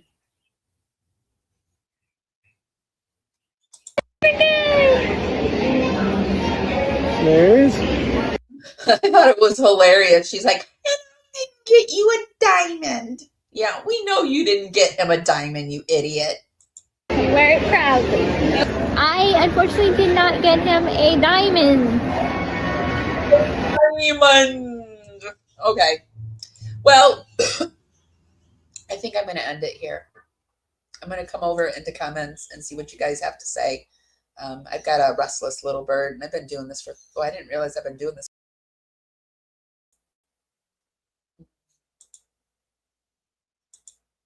For 3 hours. Oh, narcissistic. Yeah, I think we're sensing a trend in the Gypverse. Narcissism. Oh, Lord, please don't tell me she's trying to be a singer. Well, looked like she was. And she's got Ozempic face. I couldn't be happier.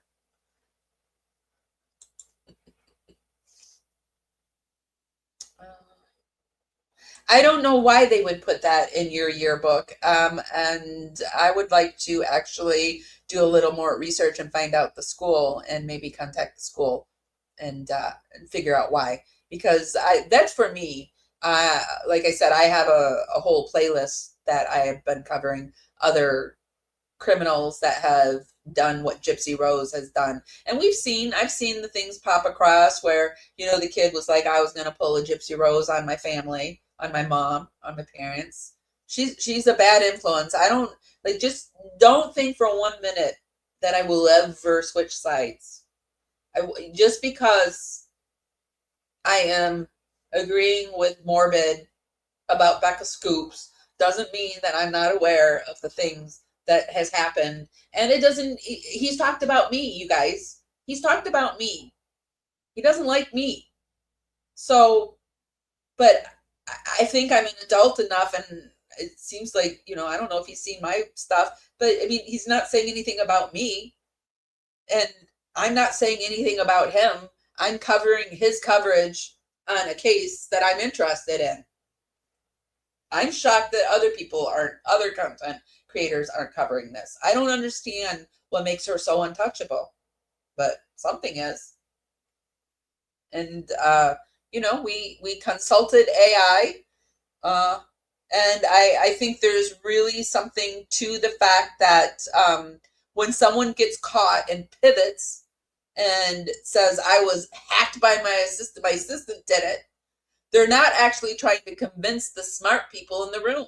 They're creating plausible deniability for the people who want to believe them. Let me say that again. She is creating plausible deniability for the people who want to believe her.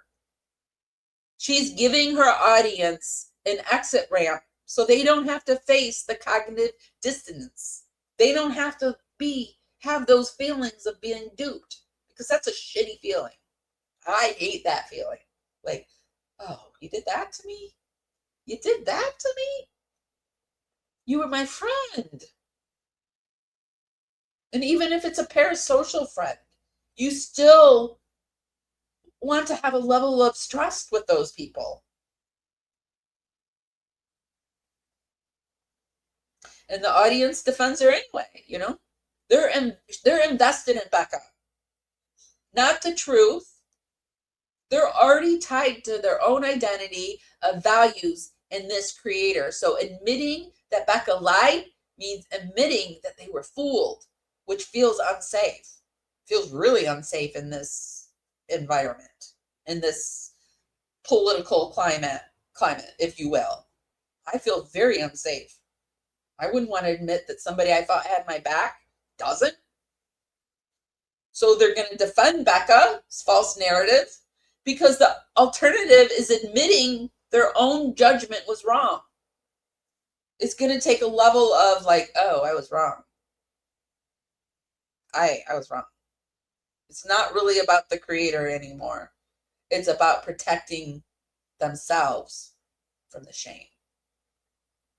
And I want to point out what's darker is that Becca knows this.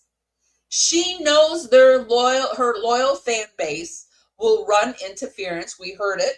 She asked them to. No matter what. And we've seen it. We've seen them come through here and they run their interference and they've probably gone back to her. I know she's seen this. I hope she sees it. I hope she takes my advice. I'm very good. I'm MBA, social psych. I'm very bad at running my own life, but man, I can do it for you. And I promise you, I've been doing this stuff more myself lately too. Like, just like taking accountability for shit and being better.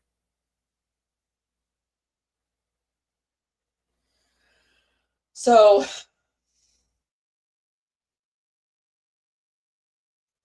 I think what Becca's done is really dark. And there's some narcissism in this and deception. And she's weaponizing her audience loyalty against reality itself. Let me say that again. She's weaponizing her audience loyalty against reality. And it's working. And I'm going to lasso reality and ride it to the end.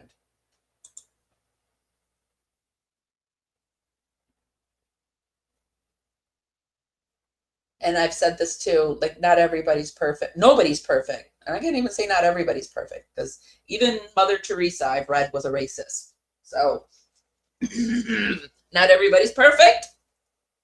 We can forgive some things, other things we can't. But the biggest step towards forgiveness is to say you were wrong and admit it. And I really hope that you're able to do that.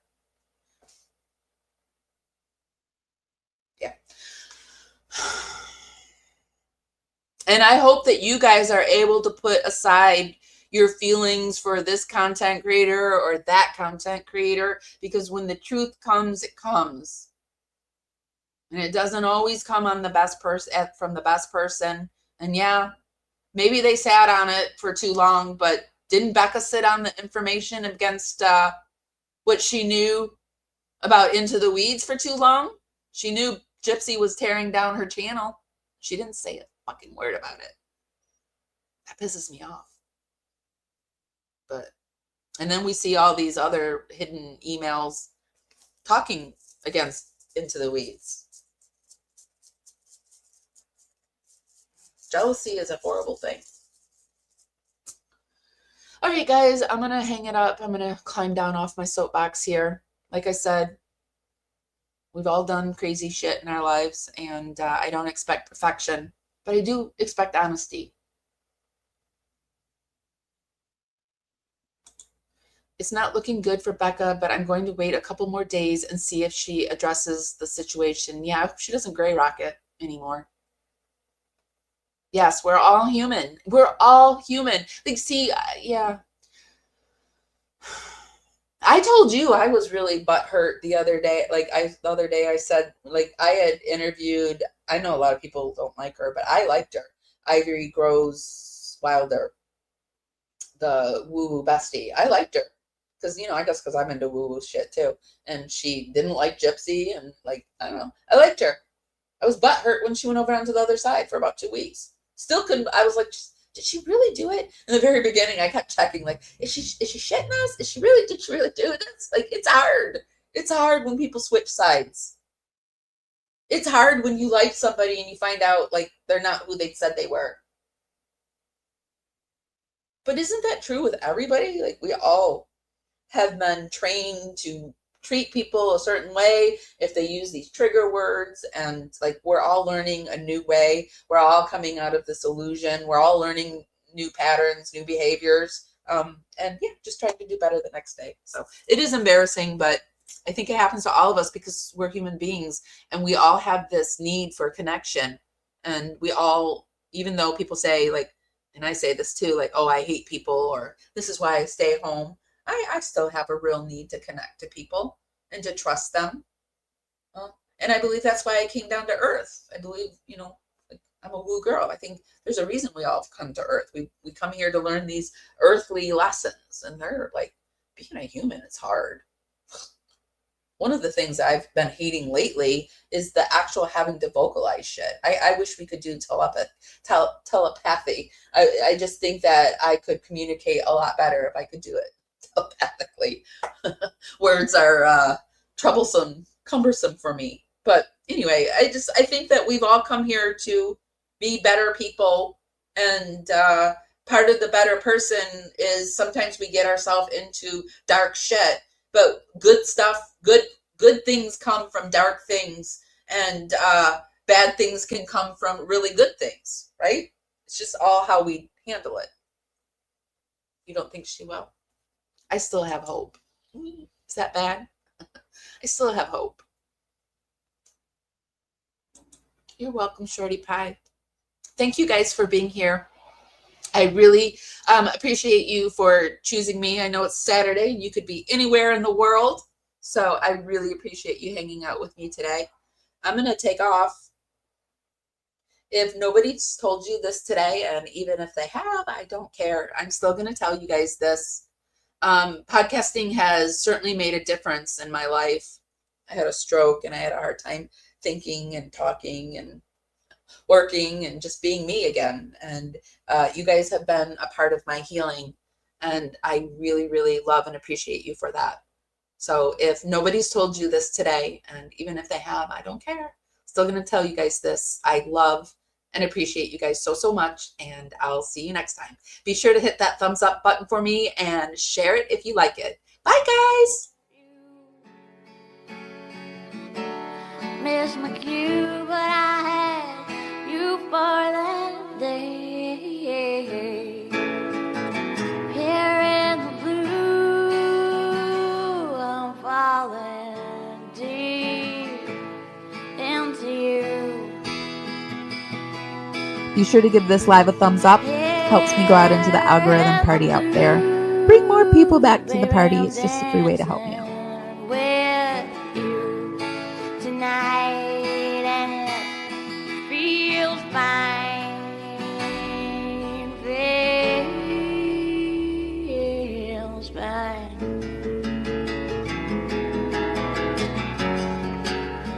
Baby, I'm dancing with you tonight. Here in the blue, I'm dancing and falling out, hoping for some time with you.